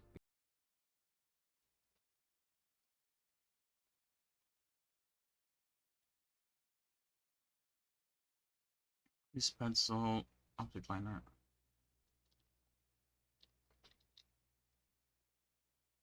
Oh yeah, it does look pretty cool. Sorry, I'm just gonna add a very basic color to it. Oh, I'm also in cycles. Let's switch back to Eevee. Oh, you guys can't see what I'm looking at, right? Yeah, you guys can't. Okay, I'm just following along a little bit. Why not?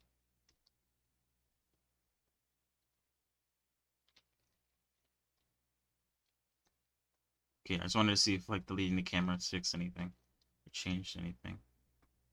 Oh, it does. Okay, so it has to be in the camera for this to work. I see. Interesting.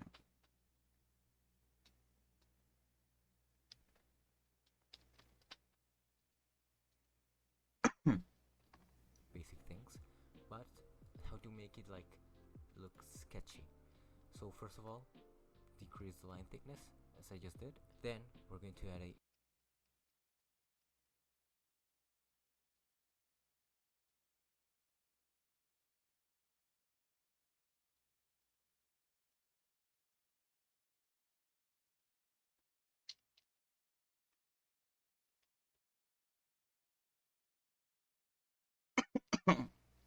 Sorry. multiple strokes modifier. Oh, I think this is what Bran is doing. Hold on, let me see if I could try to pull up the post. Or pull up or what the fuck? Try to pull up Bran's work.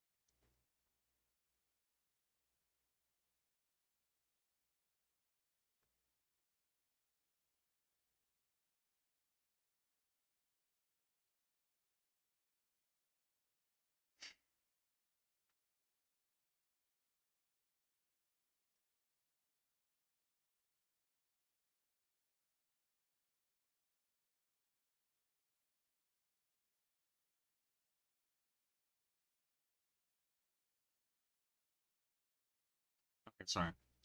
Brand.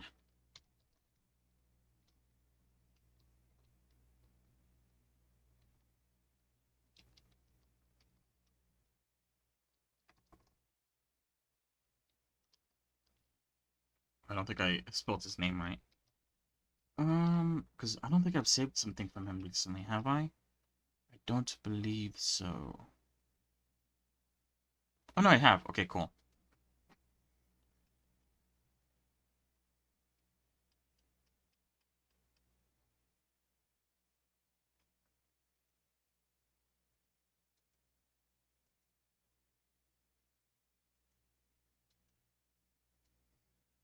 But yeah, this is what Brand's doing. He's making Sailor Moon, and he's using basically multiple strokes to make it look like it's been sketched, which is really cool. It is a really cool design. Oh wait, you guys can't even see that, can you? Lol. There you go. Brand Sculpts, also known as Nasaki.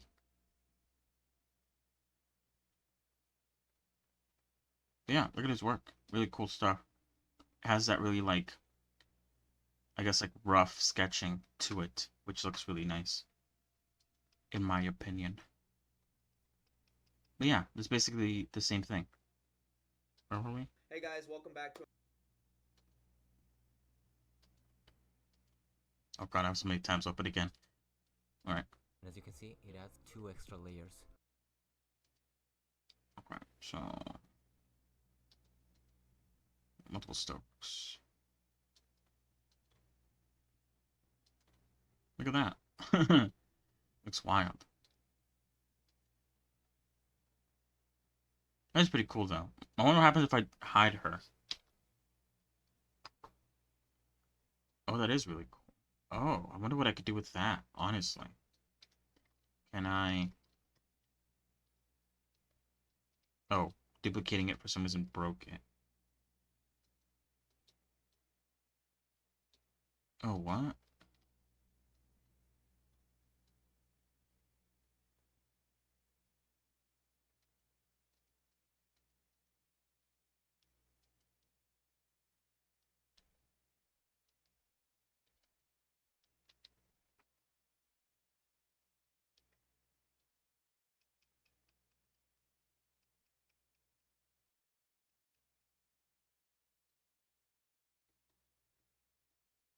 Okay, that was weird. I think a second camera breaks it, apparently. Or at least it broke it there for a second.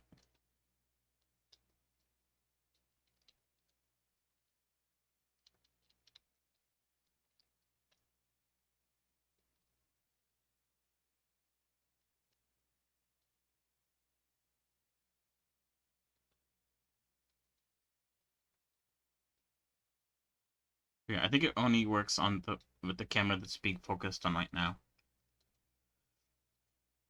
If I switch to another camera, then maybe it might change things, but I don't know. Hold on.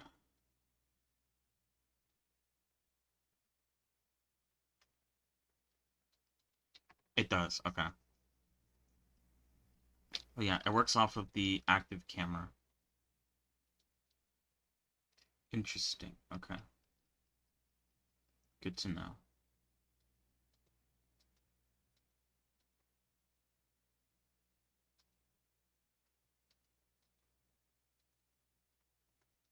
Alright, sorry, let's continue. To the same liner that we had. After this, we're just going to tweak the values until it looks nice enough. Then the important part here is that we enable the fade option right here. That will fade the secondary outlines that we make to the object.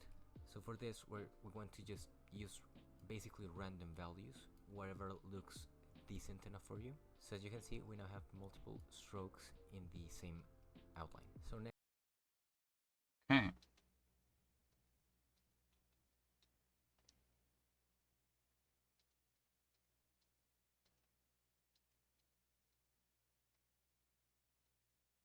I need to change that. Like change it and I need to save it. I'd probably do that now, but once I like clean out this entire mess, but I'll do it in a minute. Okay, was I?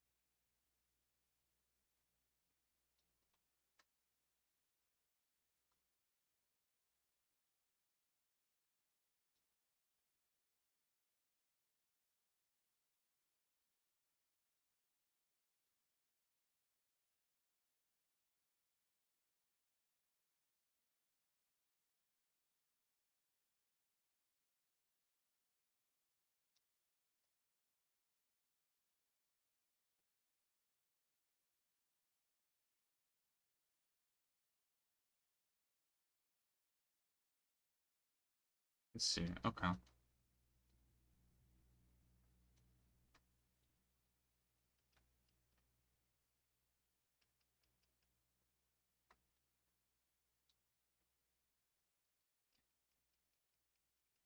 wonder how Medusa would look like with this kind of effect. I guess I could check in a minute. Next, we're going to add a subdivision surface modifier, like this. I'm going to use 2. Then a noise modifier. You just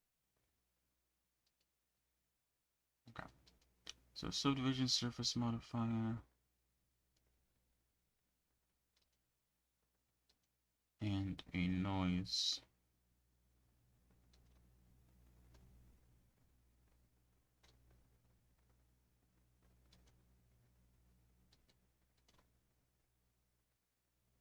He's increasing what? The noise scale?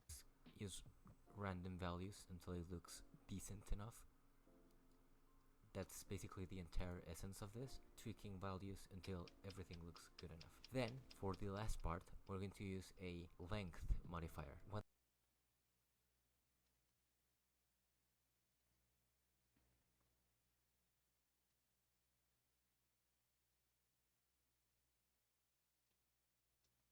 Wow, cool. I feel like this would be a really cool, like going back and forth. I don't know. It seems like, I don't know. In my head, it seems like a really cool, like, scream animation. Like,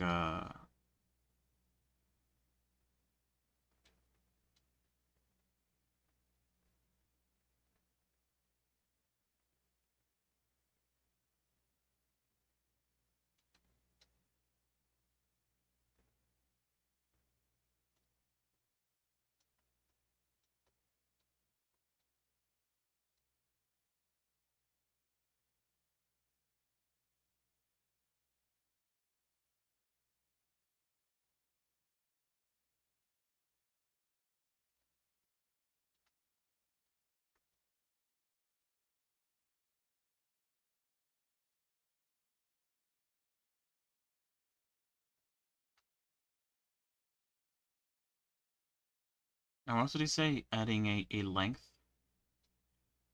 Wait, hold on.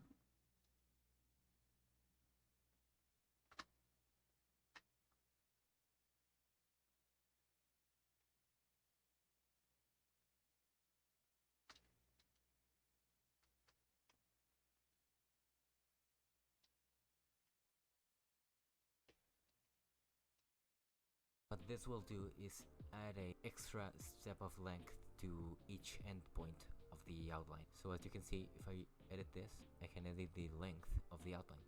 So I always like to leave it a bit outside of where it originally is, so it looks like you overdrawn the sketch as you'd usually see when you actually draw on paper or digitally. So this is basically it. This is the essence of it. Then you can just add some extra steps like changing the color of the outline to something other than black. It will give a really nice result. So if I enable camera to view, we can see how it changes with every frame. So as you can see, if you're going to use black, it will give a really nice result. So if I enable camera to view, we can see how it changes with every frame. So as you can see, if you're going to use this in animation, I would recommend disabling the noise modifier, because that way it will be a bit more stable. It will still have a bit of issues when moving, but it's really no big deal. I'm going to put a bit more, a few more examples of the different uses that you can, of the different scenarios where you can That's have pretty cool. this, and when you pair it with a proper toon shader, a stylized material, it will look really, really good.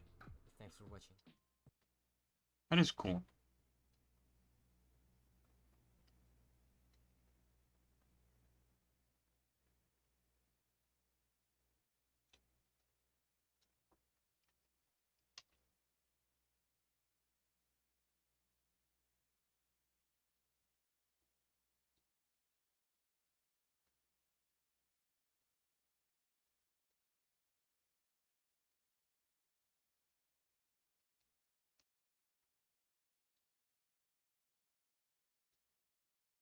Wait, how do you do the snap camera to view?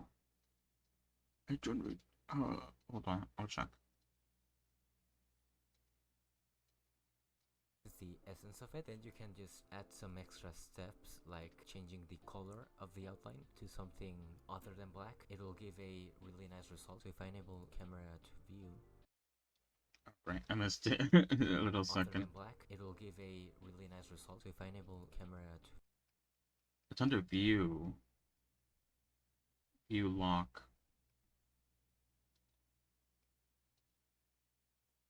Oh, here it is, under here.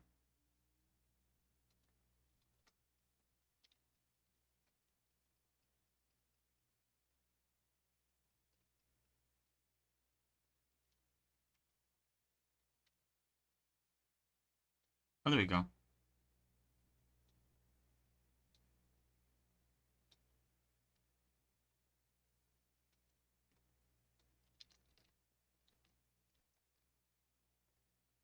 Let me see if I can give Suzanne like a. Well, I guess hold on. I should be able to give her a transparent BSDF. I don't want to see her. Okay, that didn't work.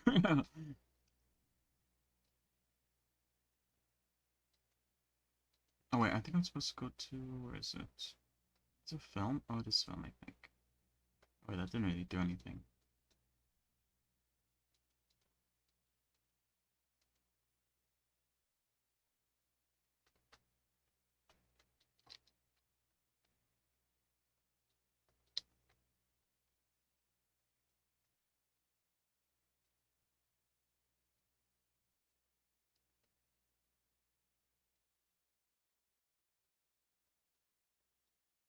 Oh, cool. Okay, so it's supposed to be volume.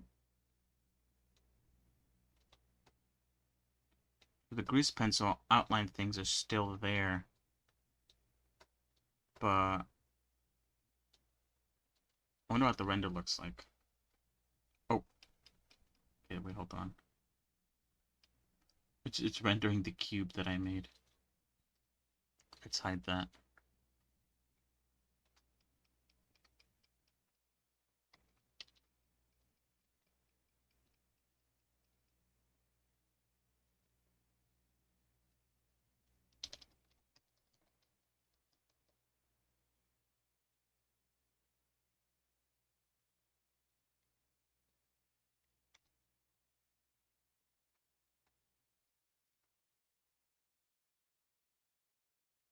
Alright, that's actually really cool. It is, I can show you how it turned out.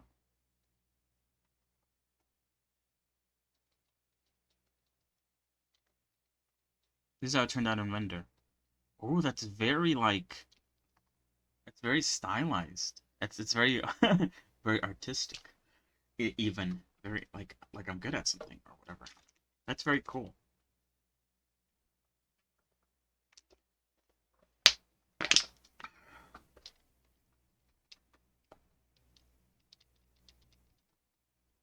I wonder, hold on.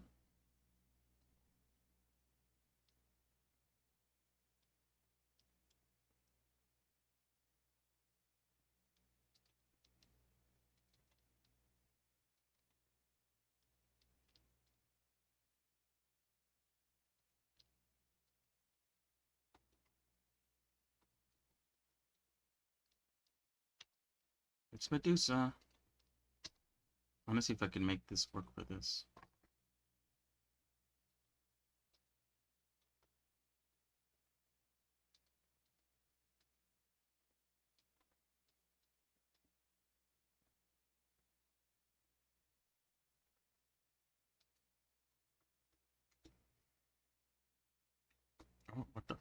Very interesting.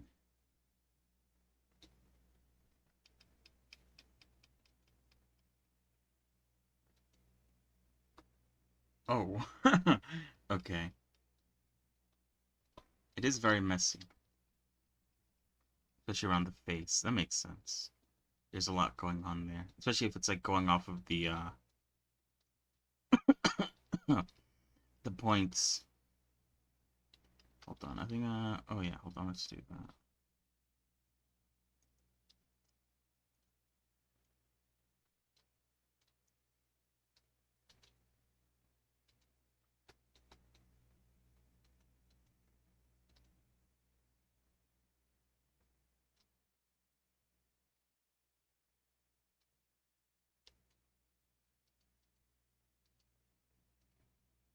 There we go.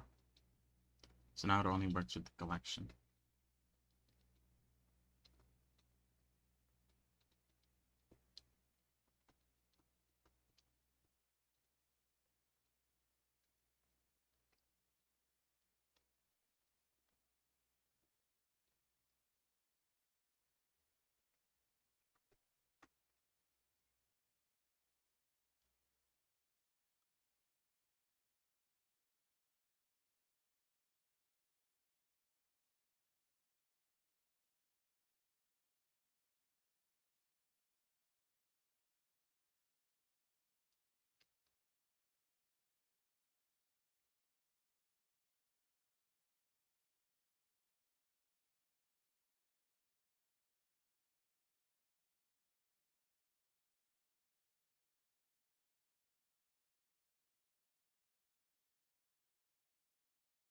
Oh, okay, without the noise texture, it kind of cleans up a little bit. Why is this side so, like... Oh, wait, no, both sides are pretty dirty. Never mind. Like, why is this side, like, way darker than the other side?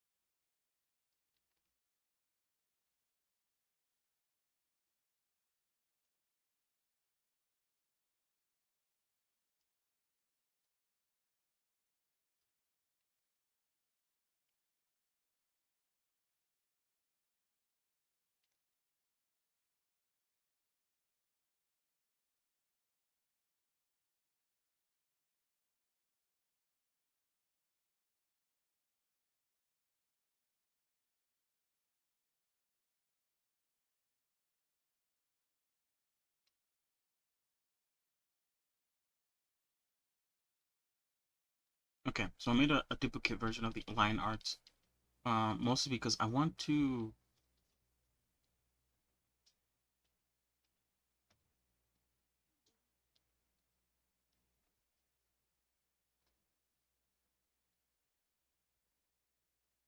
I want to...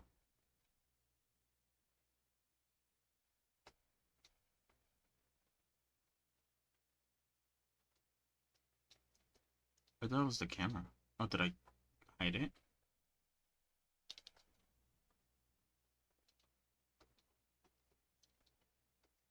Oh, it's... Whoa, it's all over there. What the hell?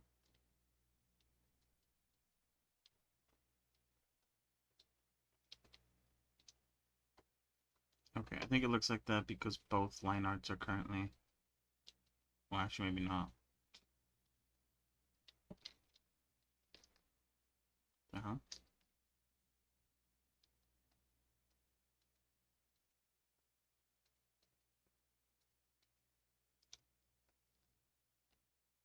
Shit, that's all I wanted to do. Hmm.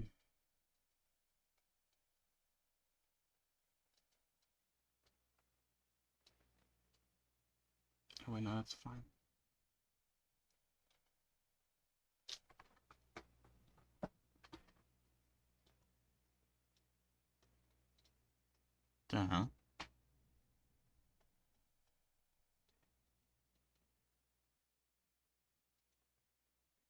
There we go. Okay, now it is like it's supposed to be.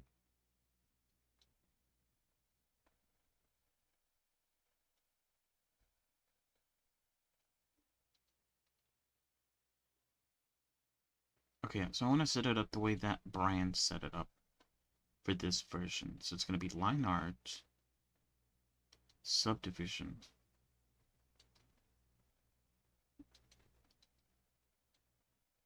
multiple strokes, smooth,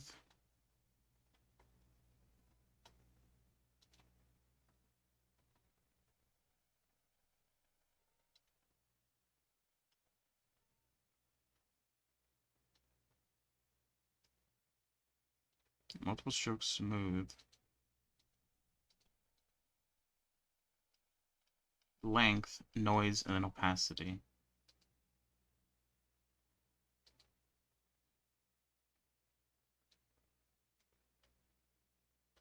Okay, and then finally, opacity.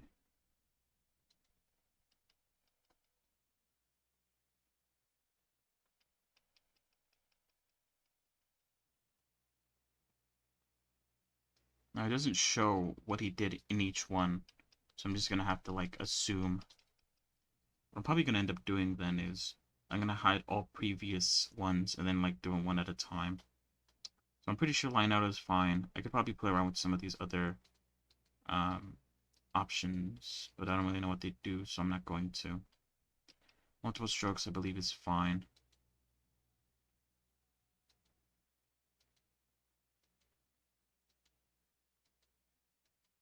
I think decreasing the distance would be kind of nice. It looks like it's making it look cleaner as well.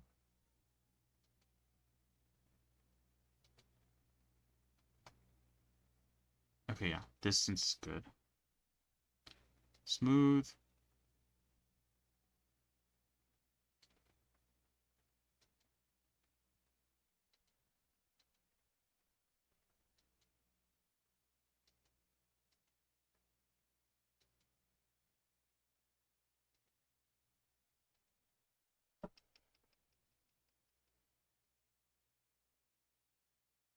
I think that's fine.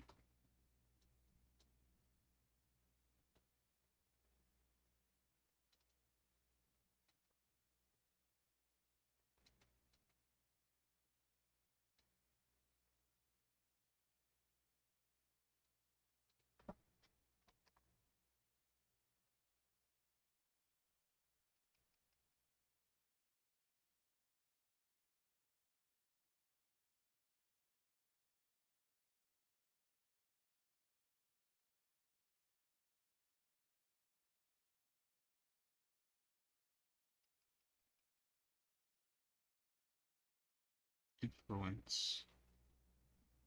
Okay, let's turn on length.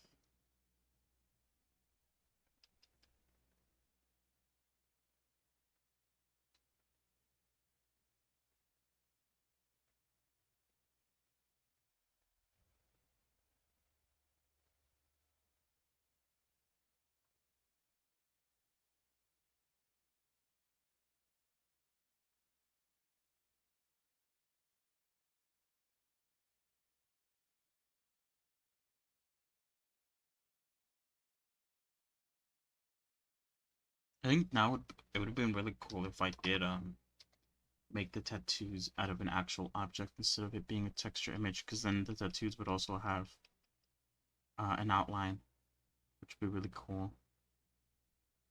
I guess that's fine. Noise texture is what throws it off, I think.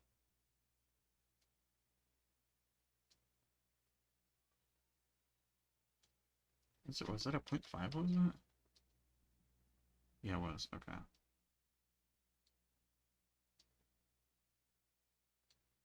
Okay, yeah, definitely turn this down.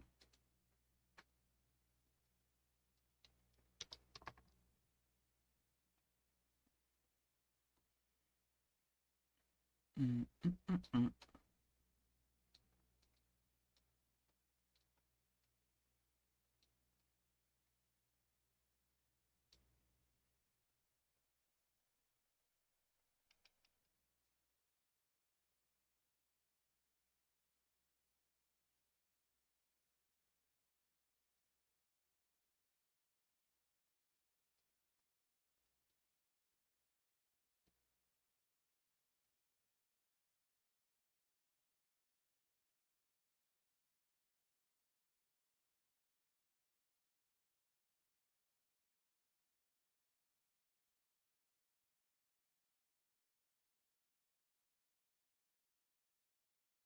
Let's just leave it at that.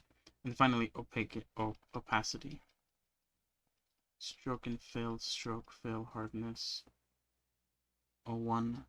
Opacity factor of 01.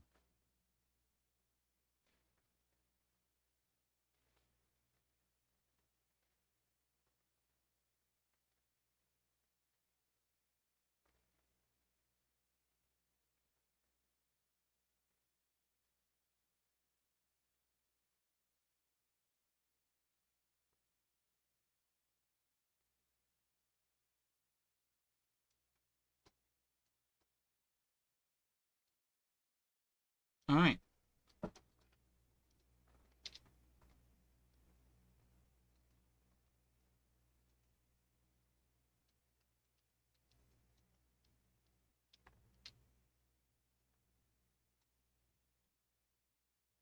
Oh.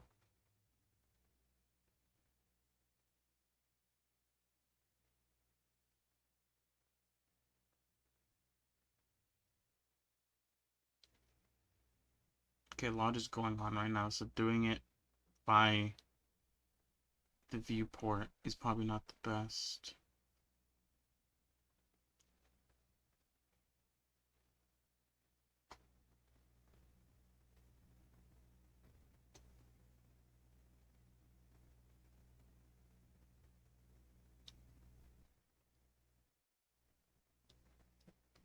Okay, hold on. Let's turn that off for a minute. I want to see if I could. Is it just called? Oh, that's probably this one, right? Terrain.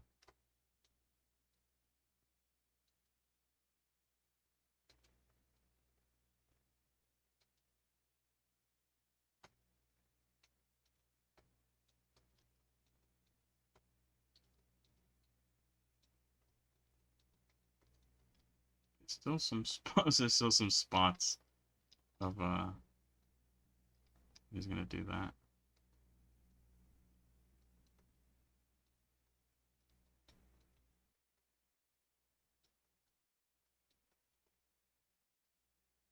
This is pretty cool.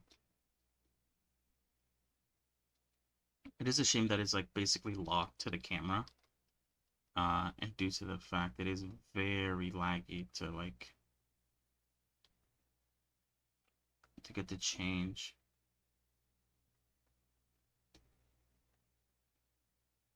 That I want to see.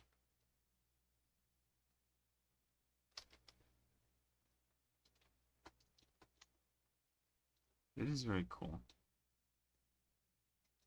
Oh yeah, you could even see the design. You see, I that's what I meant. If I made the arm tattoos into an actual like shrink wrapped object around our arm, then you'd be able to see that as well. A little tail.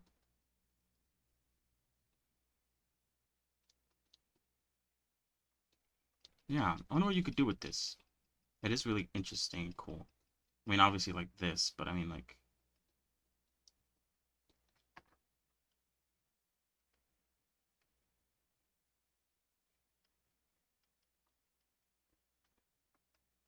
My mind tickles with ideas.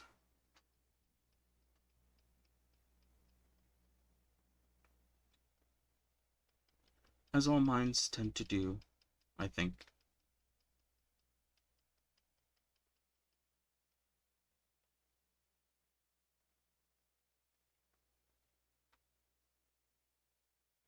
Alright, hold on.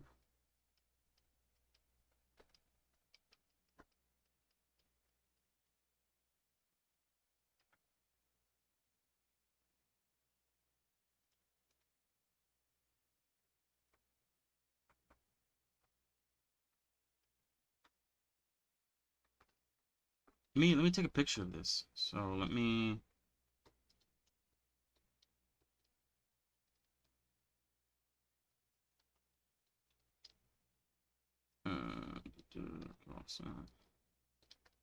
Actually, no. Okay, it's gonna keep the opposite regardless. Okay. That's fine.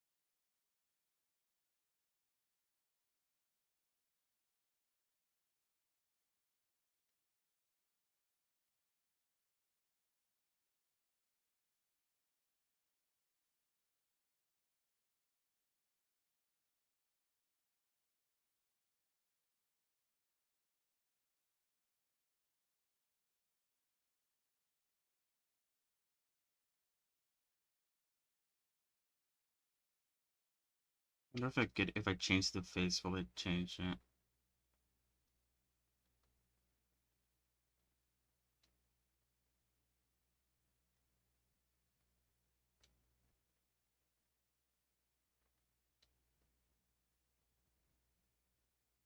What did I change? Oh, awkward smile. I think it did change it. I was trying to change the evil one.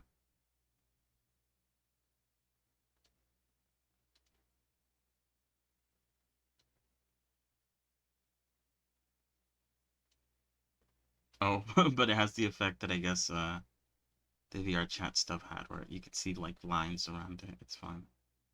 I just wanted to be able to see her mouth a bit more. Maybe happy smile.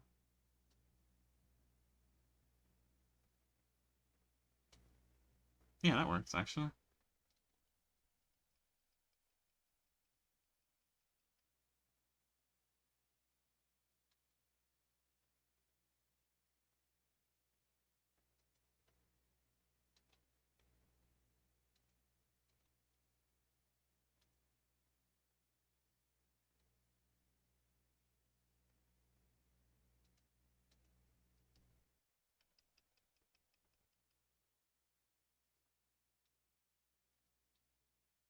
Wow, this actually looks pretty cool. Hold on. Oh, it's another one.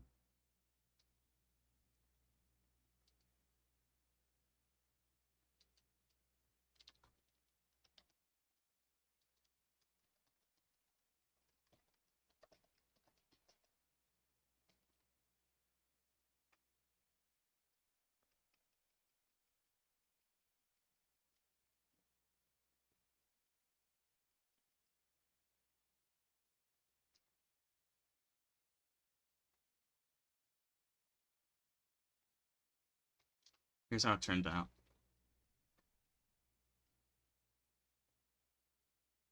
Wait, what? This isn't it. Wait, that is not it. This one.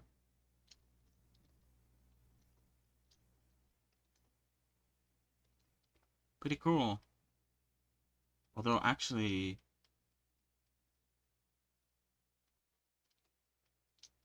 can't see the outline. I wonder if that's because it has a solidify modifier. Maybe I should try removing that. Hold on. Oh no, it doesn't have solidify modifier. Oh, it just filled it out, I guess. Let me try. I don't have transparency on. Let's try redoing the render with the transparency on.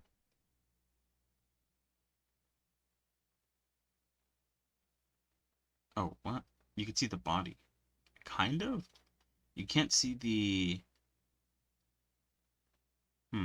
This is a really weird render. Hold on. Is it because I have it selected? No. Hold on. The body seems to not have...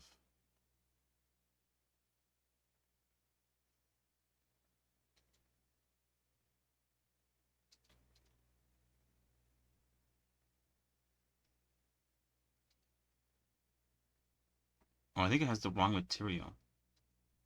It needs material 01.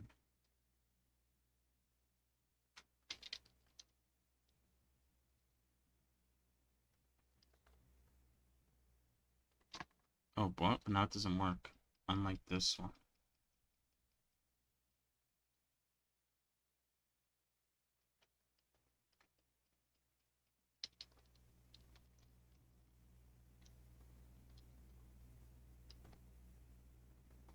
That's weird.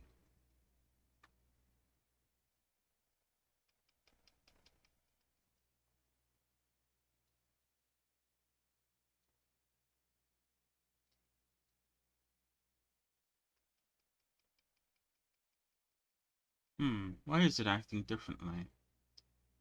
Doesn't make any sense, since the witch outfit has the exact same material, yet it acts perfectly fine.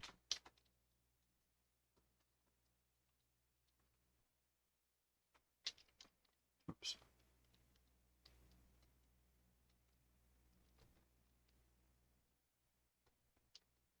That's weird. I'm gonna try rendering it regardless. Yeah, it does work. Why is that the case?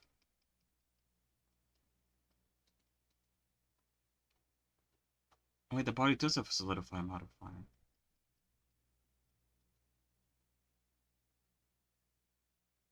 That doesn't fix the issue.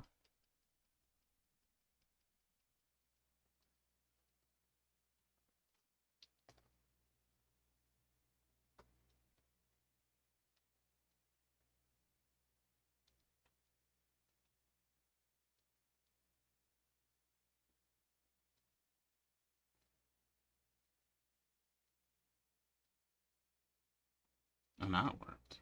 What? That makes no sense.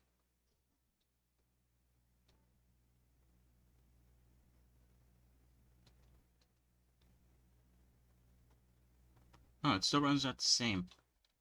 It's missing out like these lines here. I wonder why these lines aren't rendered.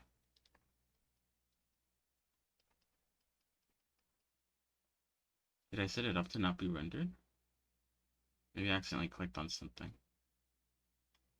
No, I didn't.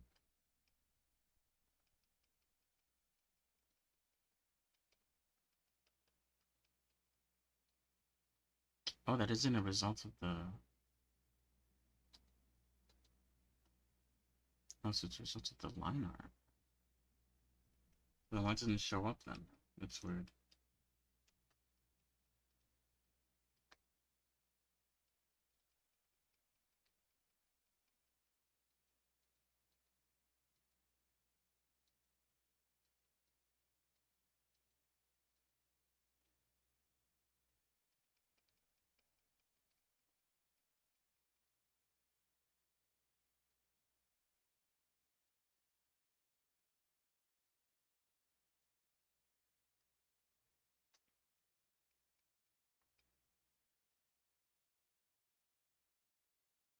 Yeah. I don't know why this one's missing the very heavy line art.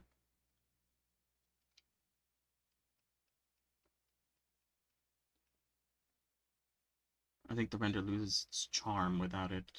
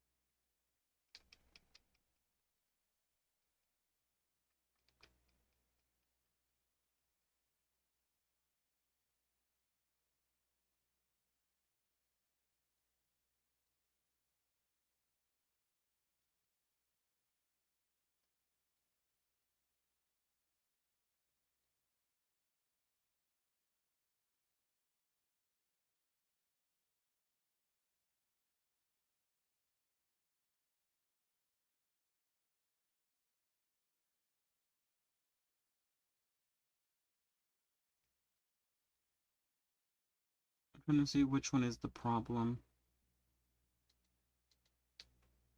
in terms of losing that line art.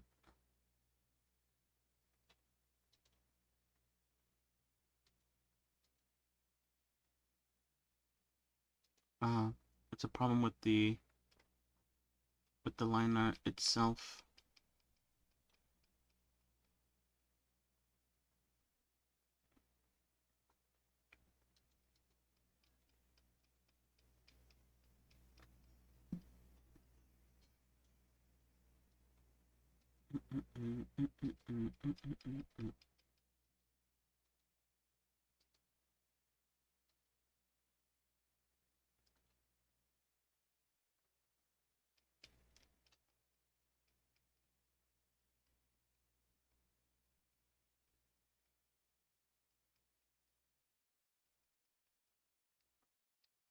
Oh, that actually reminded me. I wanted to look up something that I just forgot to look up. Hold on.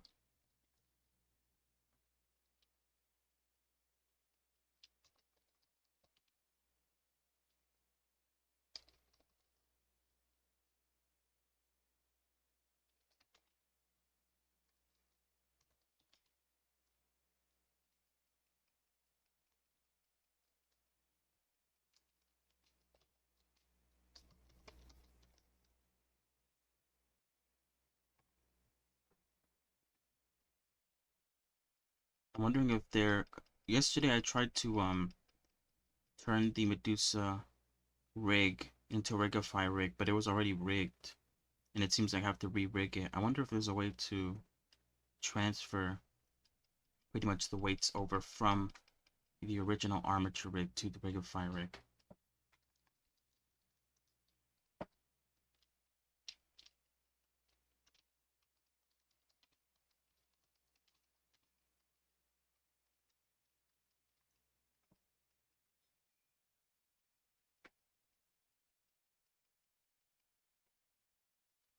Rigifying a pre-weighted model. Hi, check in the controller. You have checked IK, not FK, in the FK slider. None of the controls move anything. Okay, should block. Minutes ago, and the site's now on the server file. Try the site. It's free transfer. Oh god, why is my Google Chrome lagging? That's weird. Oh, there we go.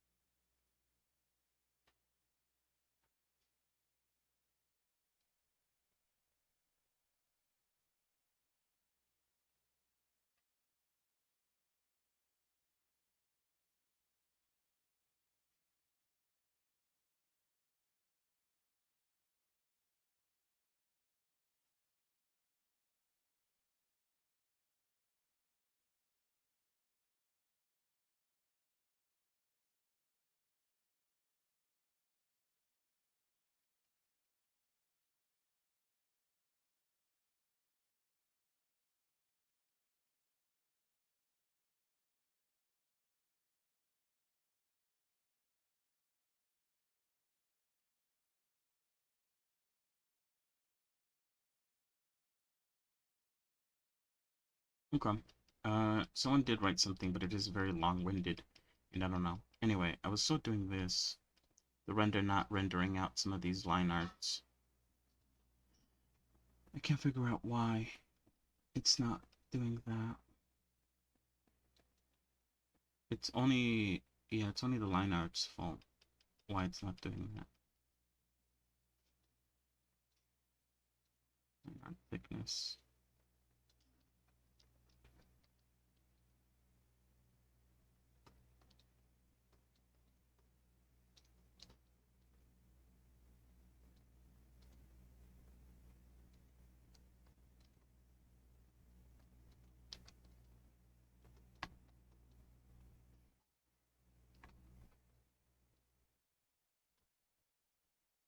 Oh, setting it to 2 does make it easier to see, but you still can't see the stuff.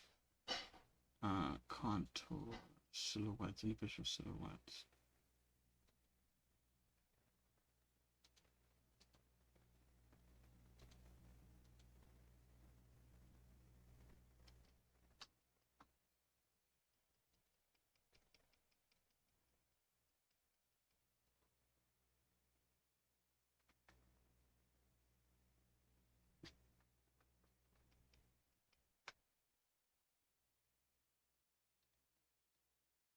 Alright, hold on.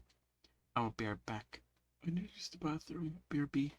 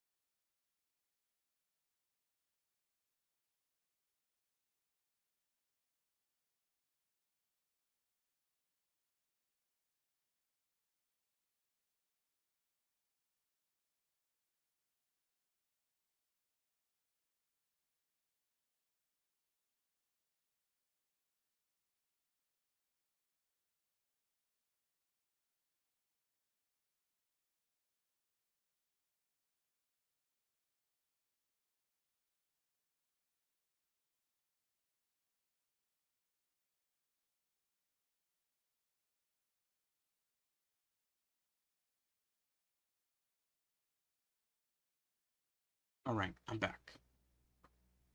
It's 6. Or it's about to be 6. I do have to leave at 7. Probably a little bit before 7, by the way.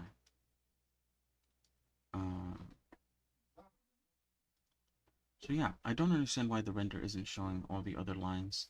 It's only showing the outline for some reason. I wonder why that is.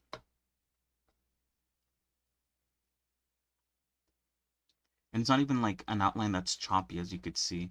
It's actually like a full outline. Which is weird. I don't know why.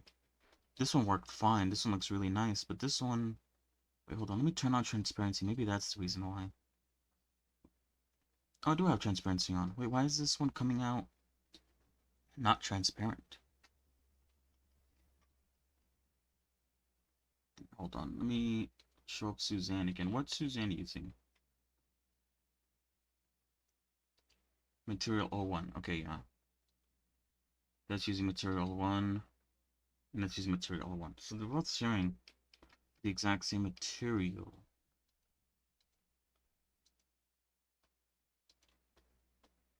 So I don't understand why this one isn't working the same way that Suzanne was working.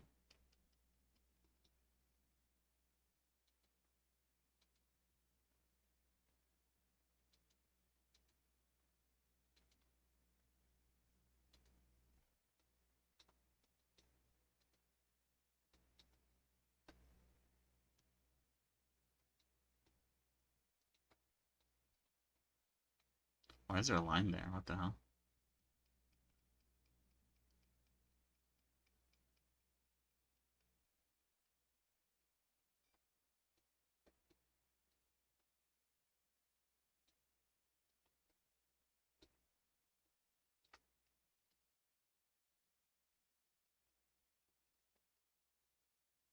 Yeah, I don't know why there's a line there. It is weird.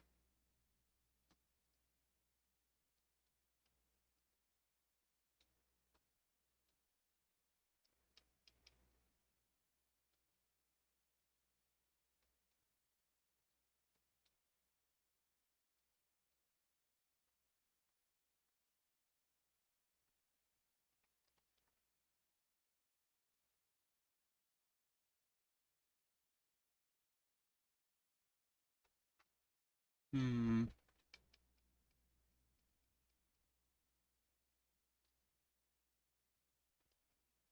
Yeah, that is weird. Hmm. Wait, hold on. Yeah.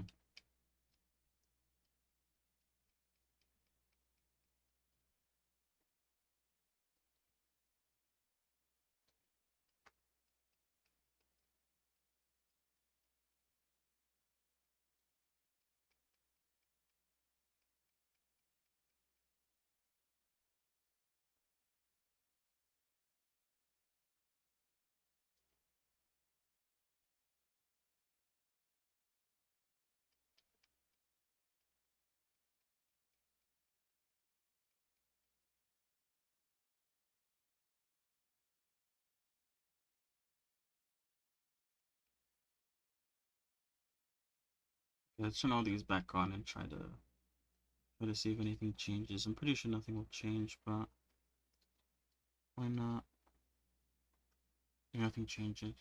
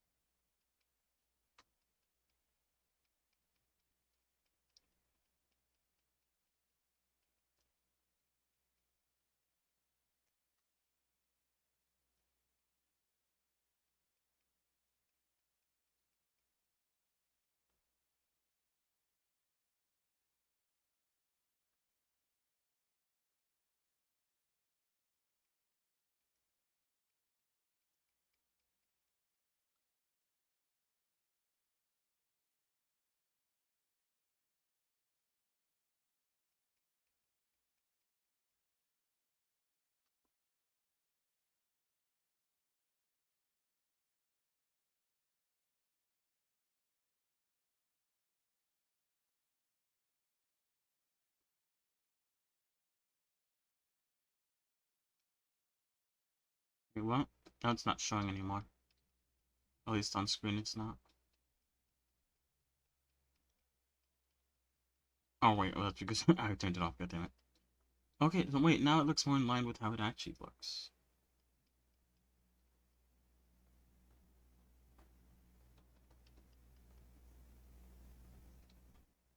How do we get it back to what it looked like before, though?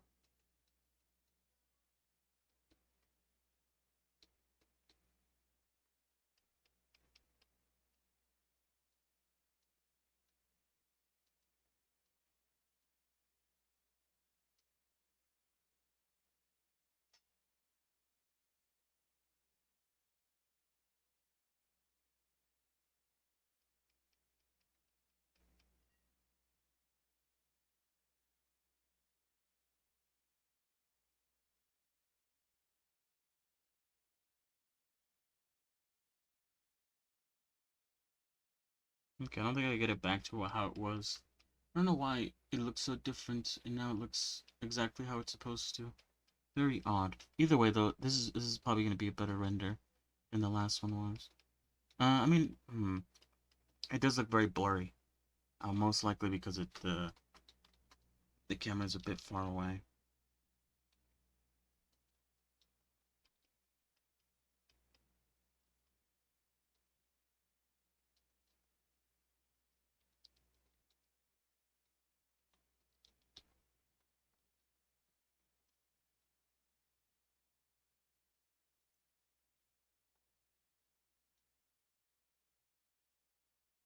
I want to bring it in a bit closer. You guys could actually see. Oh shit! What the hell? Actually, see what's going on.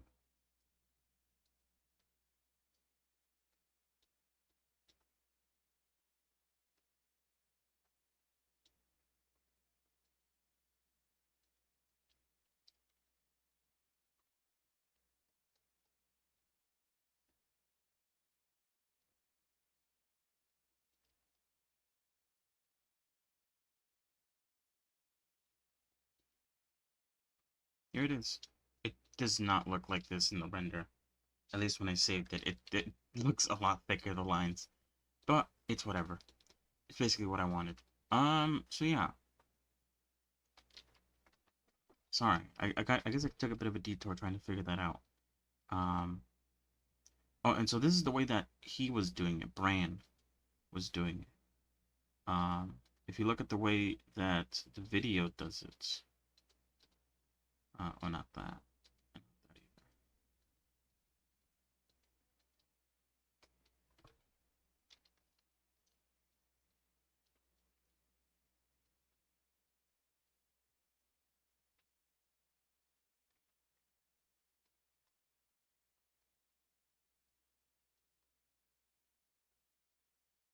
He was doing it this way.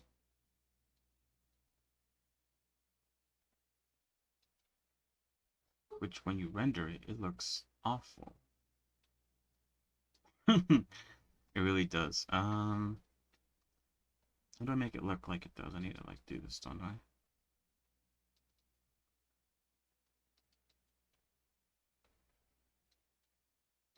Well, that's why it looks awful, because the noise textures render was on. Okay, now it looks exactly how it's supposed to look. And I could do what I did before, where I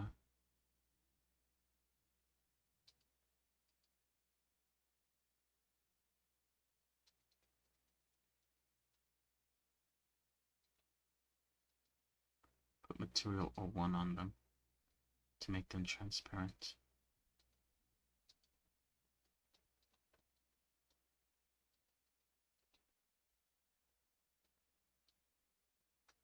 Again, it doesn't look it doesn't look at all like it does here. It's missing a lot of like these like extra little detail lines, which is kind of a bummer. I wonder why they go away. And why you could see them now, but once I render it, you can't see them at all.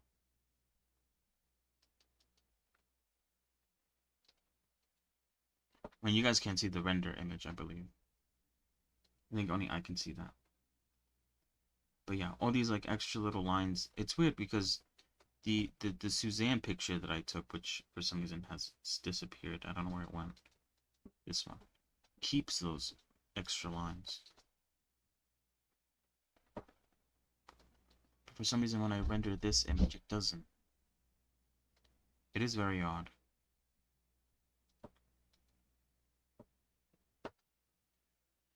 Probably a lot of reasons for it. Suzanne is a simpler object. Maybe that's why. Other things? I don't know, really. I did everything the same. And for some reason, I used to know it isn't a problem with the way that Bran set it up. It just doesn't work in general. So, it's all fine. Okay. Kind of, yeah, like I said, we kind of took a bit of a detour with what we were doing initially. And we kind of just, I guess, I mean, we try to follow the video. And that's exactly what I watched it for. I'm going to save it, though. I don't think I have this one saved. I'm going to add it to cool styles. Because it is cool. And it is, I guess, a form of style. What is it called again? It's called Stylized Sketchy Outlines.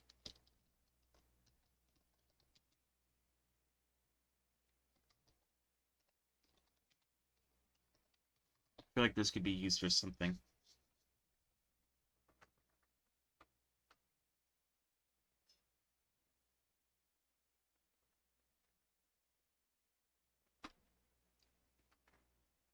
So yeah, cool stuff. What else do we have here? We have 3 simple stylized toon shaders for creating 2D/3D artwork in Blender.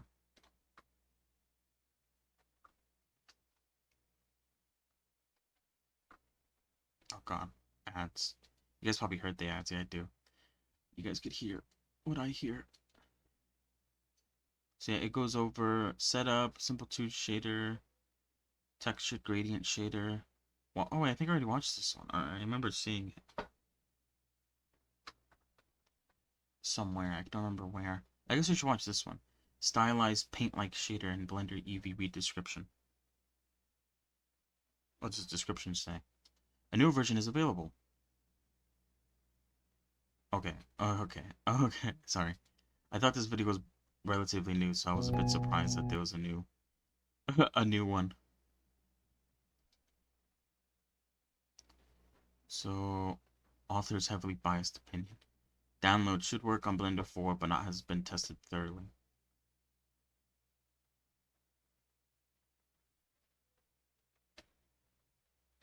Hold on. So this was 25 minutes, so I think the time for it doubled. What else is there? Is there anything else that I would want to see? Yeah, right, because it was like 11 months ago. Is this the same video that I just watched? Stylist paints. Yeah, it's the same. It was 11 months ago, and it's already been updated. I guess that's good. It means they're working on it. All right, let's listen to it.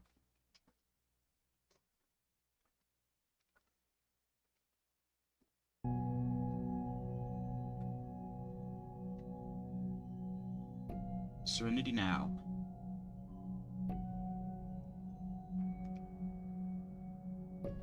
Looks cool.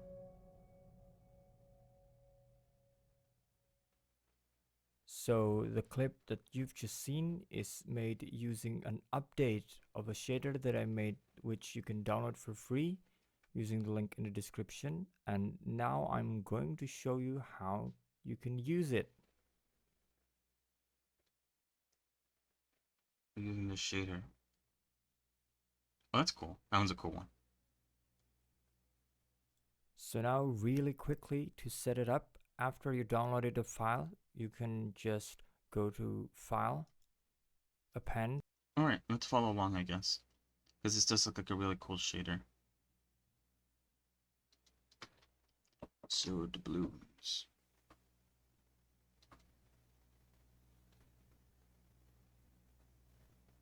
Oh wait, you guys can't see what I see. Okay.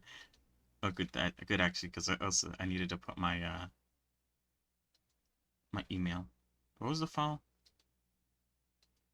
So now set it up after you downloaded the file. Oh, version 2.0. Okay.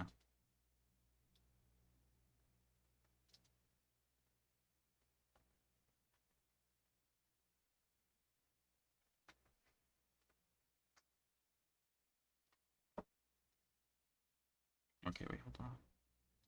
All right. You can just go to File, Append, double click on the blend file, go to Node Tree, and just select everything and click Append. Meet your next pillow. Why do we make our pillow in the shape of a cube? I'll tell you. He's a The fucking problem with app. pillows is that you're trying. And that Wait, I appended it right? Did I? If I did, I don't see anything.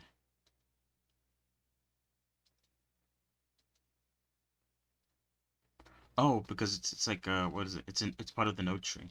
So it's like something completely different. It has nothing to do with I thought I was gonna import an object, but otherwise I would have selected an object, you know what I mean? Let me put it up on screen. Where is it? This one.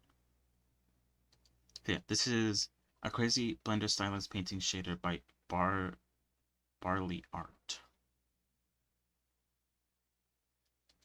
That's it. So I'm going to start with That's a it. simple setup. First of all, I'm going Let's get a Suzanne. Why not? Susan. Create a simple setup.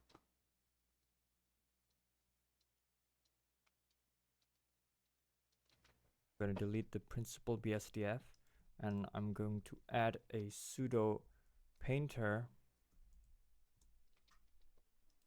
and then I'm also going to add a pseudo shader EV, and then I'm going to connect the P color to the P color and P data to the P data. Okay, the shader comes afterward. P color to P color, P data to P data.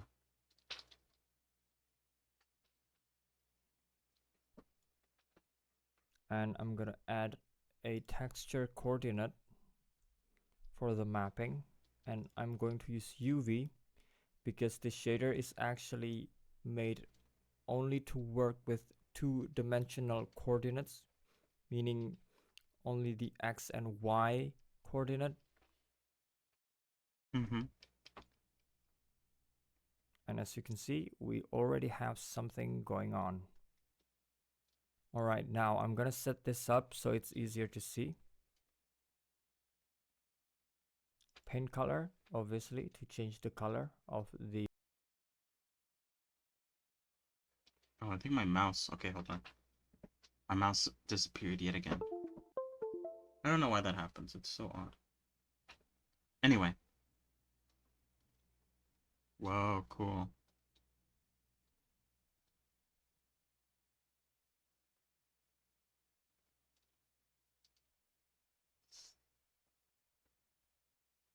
I mean, you could kind of see mine. But you could see, at least here, you could see some, like, paint strokes. I'm guessing I'd have to, like, shrink it down or something. Play around with some of these settings to get a desired effect. Brush size, brush shape, hair size, hair clump, stroke direction, length, stroke roughness, pressure, speed, wobble size, position, random seed, pigment intensity. Ah, there we go. That is way more visible now. That's cool. Paper texture. Now that's sick. This is a cool add-on. What the fuck? Well, I guess not an add-on. It's just like a completely different thing, I guess. This is cool. And then it goes into the shader EV, and then you can highlight variation, shadow variation, midtone variation, saturation. Cool. I don't want to touch anything, except I did touch pigment intensity. I believe it was 0. Yeah, it was. So I just raised that to a 5. So you could see a bit more of the differentiation. The shader of the material. You'll probably be able to see the intensity if you had a light. It seems like he has a light.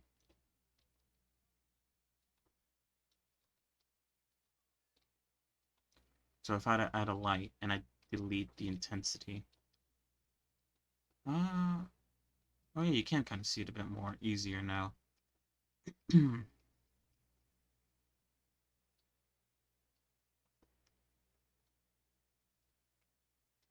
So we're gonna keep it at 5 for now, just so that it's easier to see.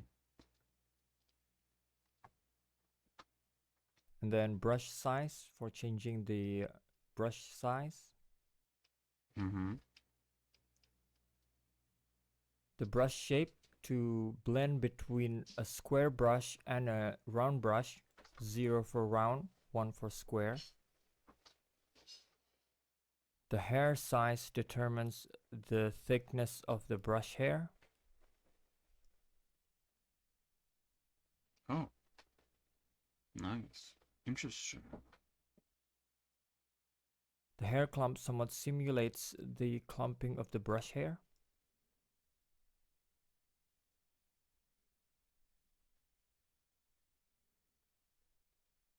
The stroke direction to change the direction of the stroke. Oh. Stroke length to change the length of the stroke. The stroke roughness to change the roughness at the tip of the stroke.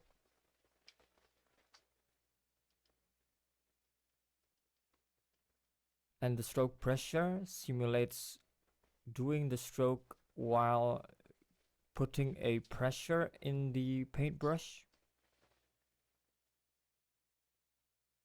And it's basically just a roughness settings for the sides here.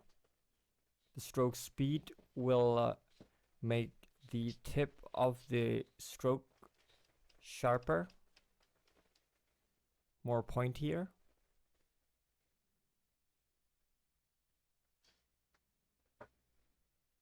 And the wobble will make the line less straight and add wobbleness into the stroke. Oh, okay. I can also change the size or the frequency of the wobble.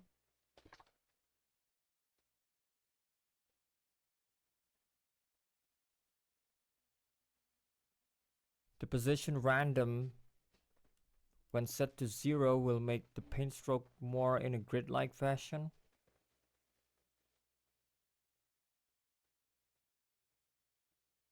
It is basically to randomize the position of the strokes. Random seed is just a random seed. The pigment intensity brings variation in the values of each of the stroke.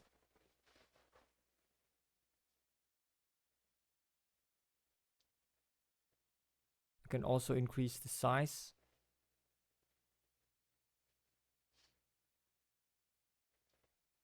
And the paint wetness simulates a wet paint.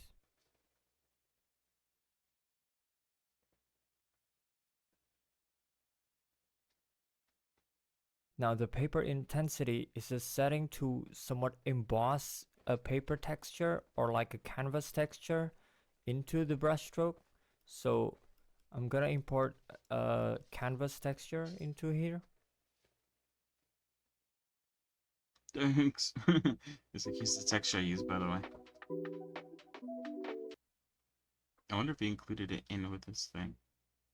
Release notes.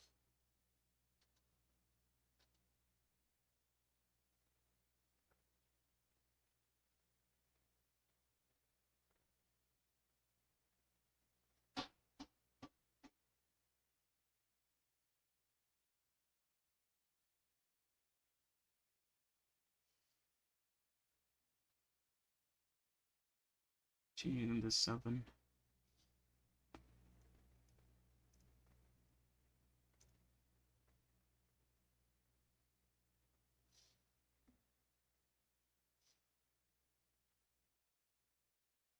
Oh, okay, I can see it a lot. Oh, okay, that's actually cool.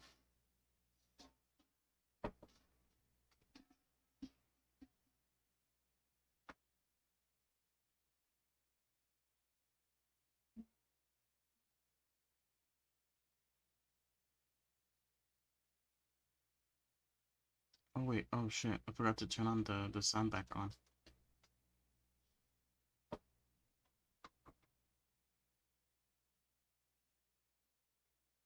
Wait, is he Next, speaking? we Okay. have the shader settings. The transition roughness determines the roughness of the transition between the highlights and the shadow.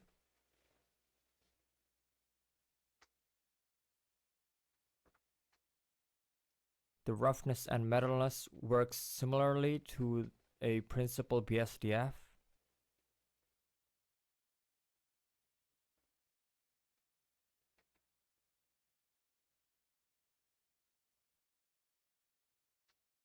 The highlight balance control the balance between the highlight and the midtone. So if I increase the intensity a little bit here, and then I try to play around with the balance, as you can see, as I increase the value, the highlight dominates more, and as I decrease it,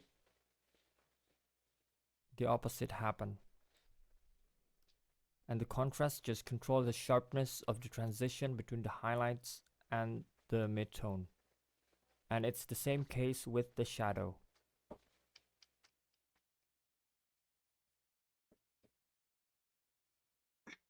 There's also a color variation setting for each of the highlight, midtone, and shadow, which is basically just a hue shift in both direction, randomly put on the strokes. Oh, that's cool. But of course, you can also use the highlight and shadow tint to colorize the highlight and shadow.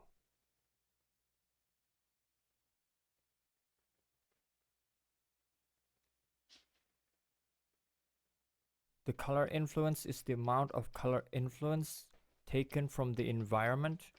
So in order to show that, I'm gonna turn on another light, and I'm gonna change the first light into a red light and the second light into the green light. And as you can see, you can't really see a red or green in the sphere. But as you turn the color influence up, you can start to see that that's cool. environment influence on Not the even sphere. like on this. Like this by itself is really cool, but this as like something else, not just like this paint thing. That's really cool.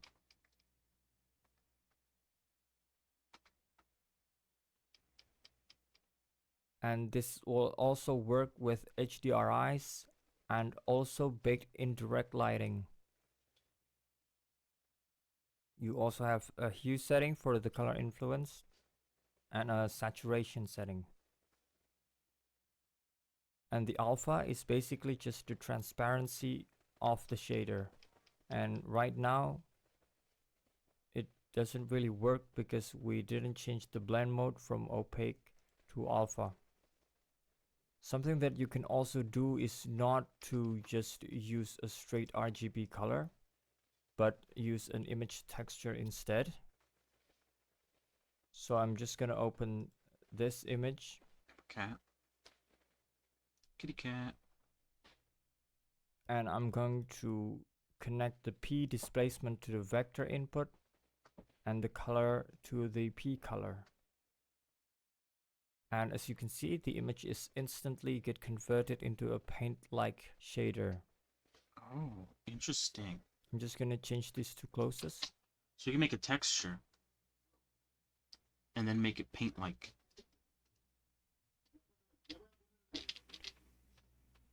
Interesting. And then if I change the brush size to be really small, you can actually start to see the image. Oh, that's cool.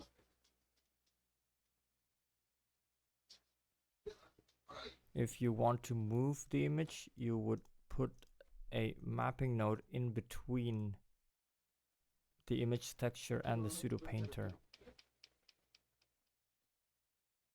That way, as you move the image, the brush stroke won't actually move with the image. This is how AI optimizes my schedule. So I have a project coming up, so I'm gonna add a new node called pseudo layer. This node is basically used to layer two different pseudo painters. So if I just duplicate this and maybe change some of its settings, and then I'm gonna connect the first pseudo painter into the A layer. Notice that there's no PMap input for the A layer, but there is one for B.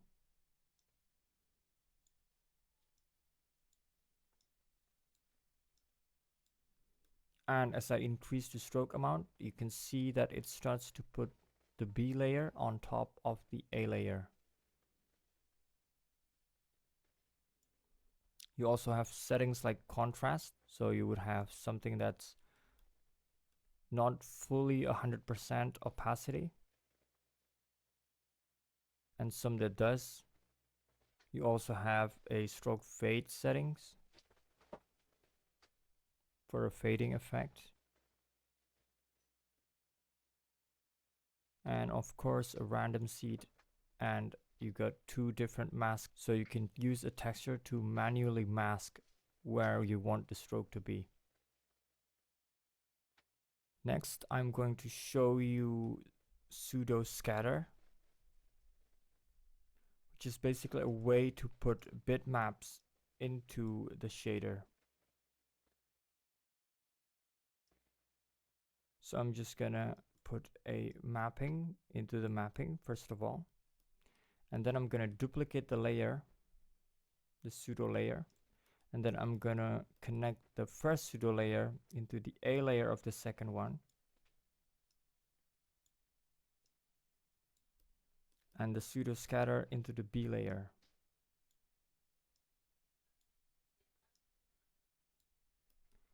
Notice that it doesn't have a P color because the color will be sourced from the bitmap or the image texture.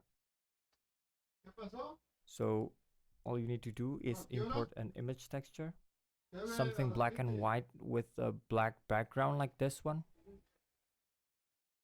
And then I'm just gonna connect the vector to vector and the color to P color and one of the mask. And then I'm just gonna connect the pseudo layer into the shader.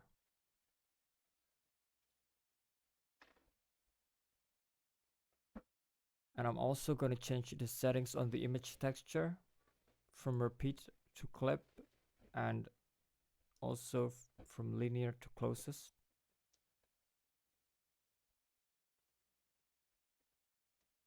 And now as I increase the stroke amount, we should see that the image texture starts to show up. We can also go to the pseudo scatter and increase the scatter amount to see more of it show up.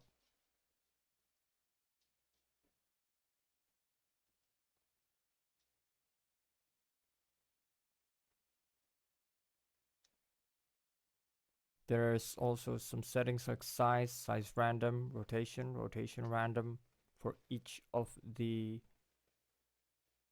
image texture that's scattered.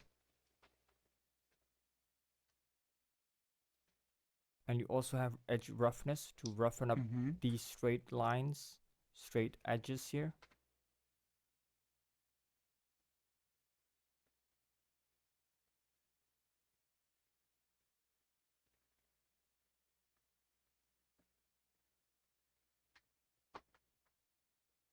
And then if you want to colorize it, you can put in a color ramp in between the P color connection. And then you can just change the white color into something else.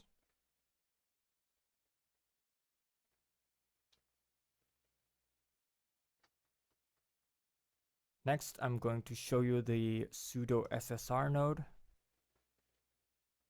which is basically a shader that you use if you want to have a screen space reflection effect. Damn, there's a lot. For this, you need to go to your render settings and turn on screen space reflection with refraction turned off, and then go to the shader editor, press N again, go to options and turn on screen space refraction. And I'm just going to connect the surface to the surface. And now if I introduce a sphere that has an emission, it should now reflect the sphere. That's cool. As you can see here.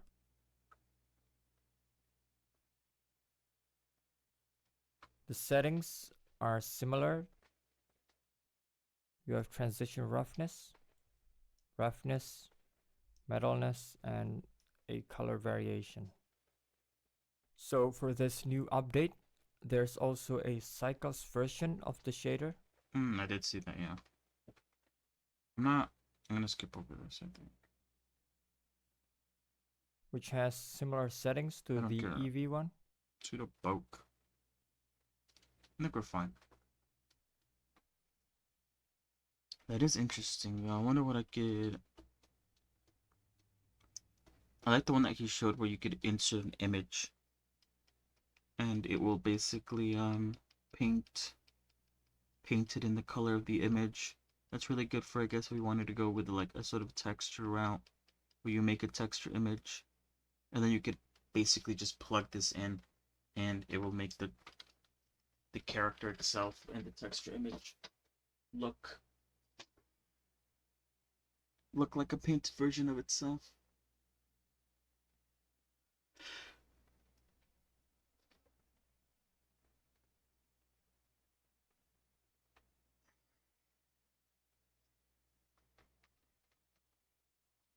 I guess, hold on, let me see if I could try that with Medusa. I'm gonna make a new collection.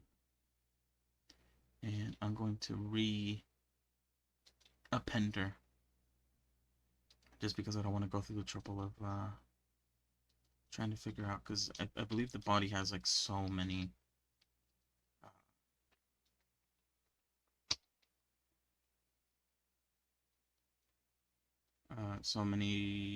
materials. I don't want to deal with it, TBH.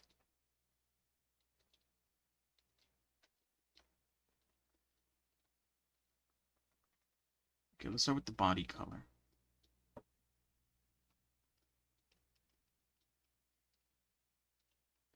So let's go, where is it?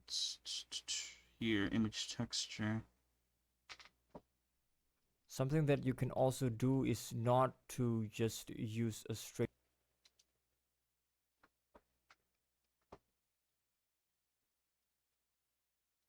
RGB color, but use an image texture instead. Oh yeah, let me get those two. What is it? Pseudo, oops, shit. Pseudo painter and pseudo shader EV.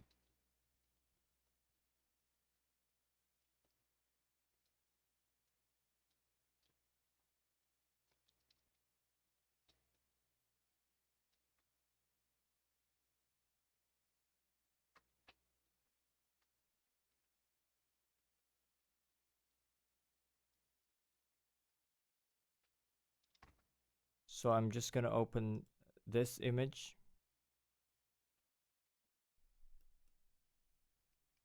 And I'm going to connect the P displacement to the vector input. Displacement into the vector. Hold on, I'm going to make a copy of this just in case. Oh, no, that's not what I wanted.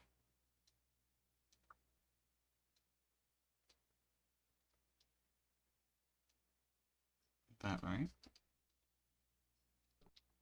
And the color to the P color. Yep. And as you can see, the image is instantly get converted into a paint-like shader. Right, and I could try to play around with some of the things.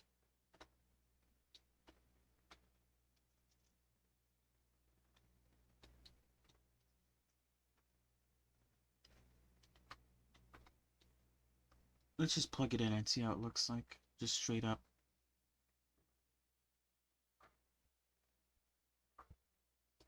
Oh wait, don't I think I forgot to add a texture coordinates. Let's do coordinates. Hold on. Coordinates, texture coordinates, UV.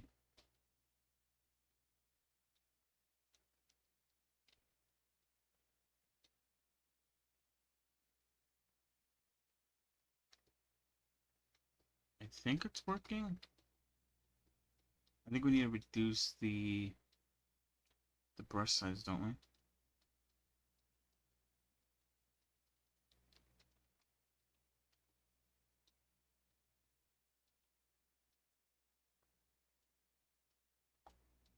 Oh, wait, one is as low as it goes. Oh, I need to increase it actually.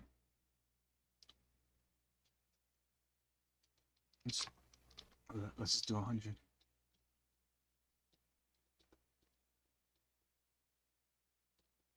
Wow, okay, this is a cool effect. Look at that.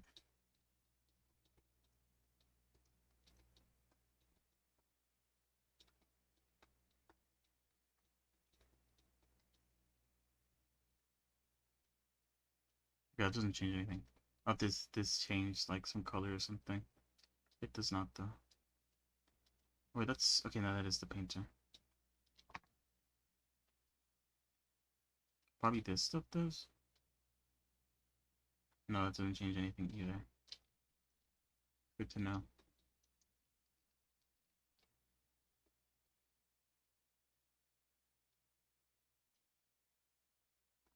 Oh wait, the pigment intensity. Oh, okay.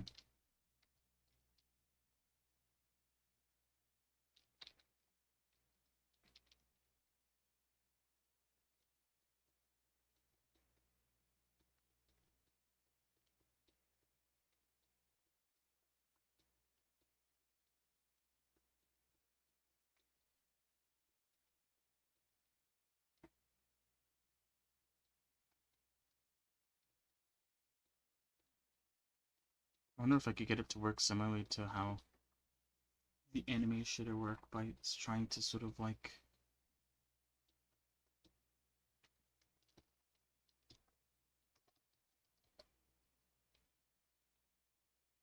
I don't know how this is gonna work, but we'll see.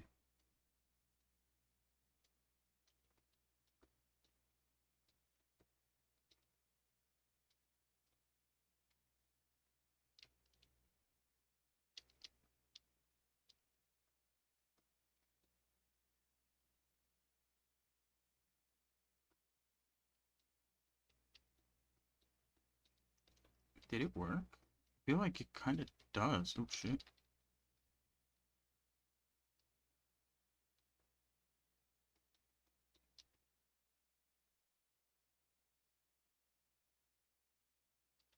In a way, in its own special way, it does kind of work.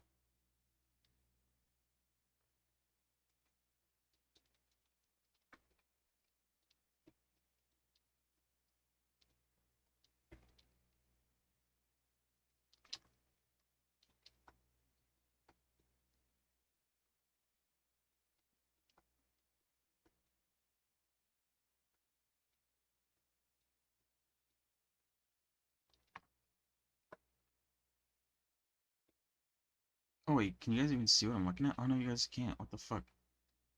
Sorry, this is what I'm looking at. So yeah, that's really cool. It is a very cool stylized look to it.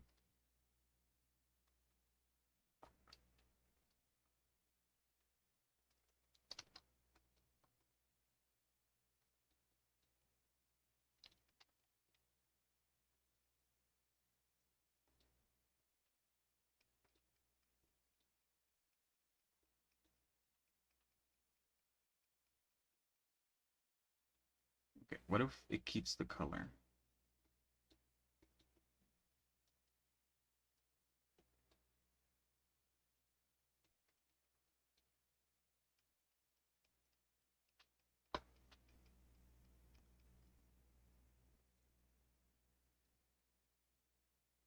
For some reason, is it because the factor is 0?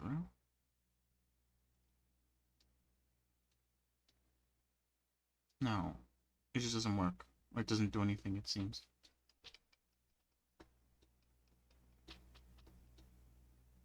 Actually, it can't do anything, can it? Because of this.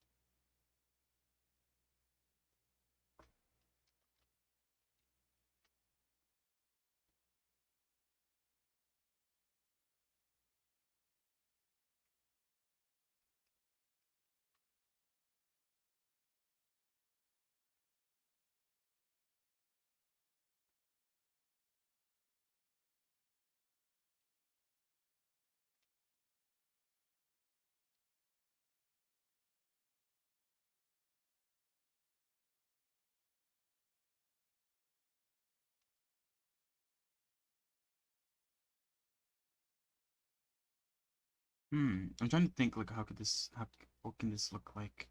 It does have a bit of a painted look, but it's not, like, very visible. Until you bring in the light, in which case you could kind of see, like, this sort of painted look a little bit more.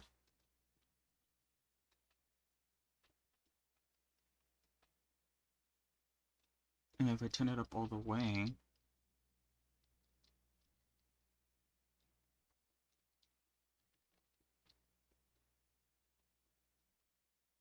it doesn't look like paint though. It looks like, I don't know how to describe this sort of look. Those are cool though. I'll give it that.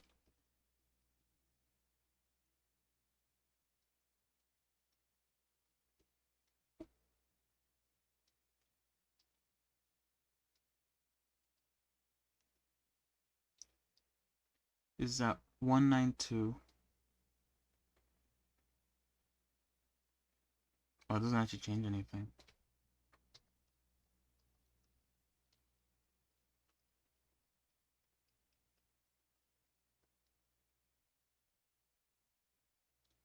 Okay. Another thing I wanted to do before I call it a day for today was to instead do like some sort of like a shader, mix shader here. So instead of plugging in it over there, we plug it over here.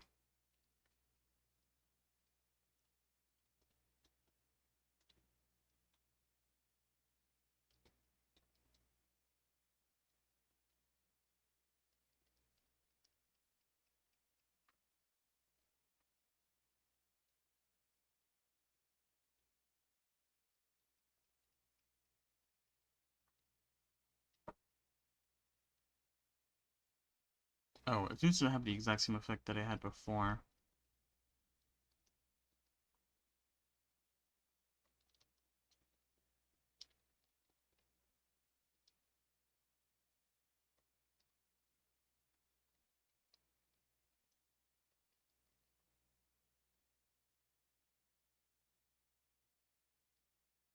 This is still an interesting design.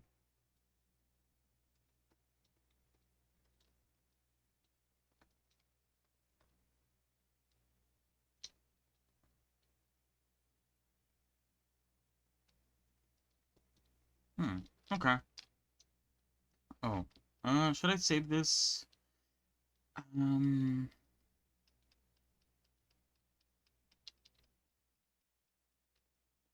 I'm not gonna save it.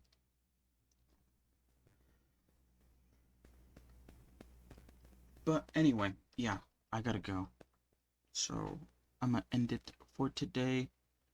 Yeah, I mean, we didn't really do much of anything interesting. I mean, I found some things interesting, but I don't know if it's like the most interesting thing I could have done today. Um, but that's fine. Because I do want to like sort of play around with the styles. I think it'd be really cool if I could sort of mishmash different shaders and different styles together, because I feel like the sort of contrasting sort of elements looks really cool.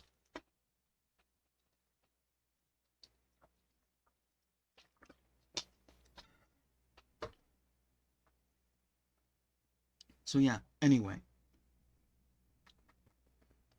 Tomorrow, we're probably gonna do more of the same, TBH. Hopefully I won't have to leave at 7, so we could also do some gaming afterwards. But, yeah, in the background, I'm gonna see if I could try to get streamer.bot to do something so I could sort of talk about it on stream, so I could have something to talk about on stream. I'll continue to think of characters add to the wheel slash find references or actually jot down my ideas of like original characters onto that Google Doc that I made today. Because I made it, but I haven't written anything on it. Um, I'll try to do that as well so that I could work my way towards actually, in like a few days, maybe after like I'm completely bored of like just not doing anything and just looking at YouTube videos, to actually sit down and maybe spin the wheel or decide on an original character to make or something like that. I don't know yet. So yeah, pretty chill stuff. Not much progress, not much things that I'm doing. But, I mean, this is pretty cool. I like the whole shader stuff. I think you could do a lot with it. Making things look cool, I think, is a major issue, major part of, standing out, I guess. So, yeah, we'll see. Yeah, I want to find a style that I could go with. I should look up some styles and see what I could find about them. Alright, anyway, thank you for stopping by. Thank you for coming along. Yeah. Bit of a weird one today. Not much to follow. um, but they all well, they all wait, what? They can't all be bangers. That's what I wanted to say. Anyway, have a good rest of your evening, rest of your day, wherever you are.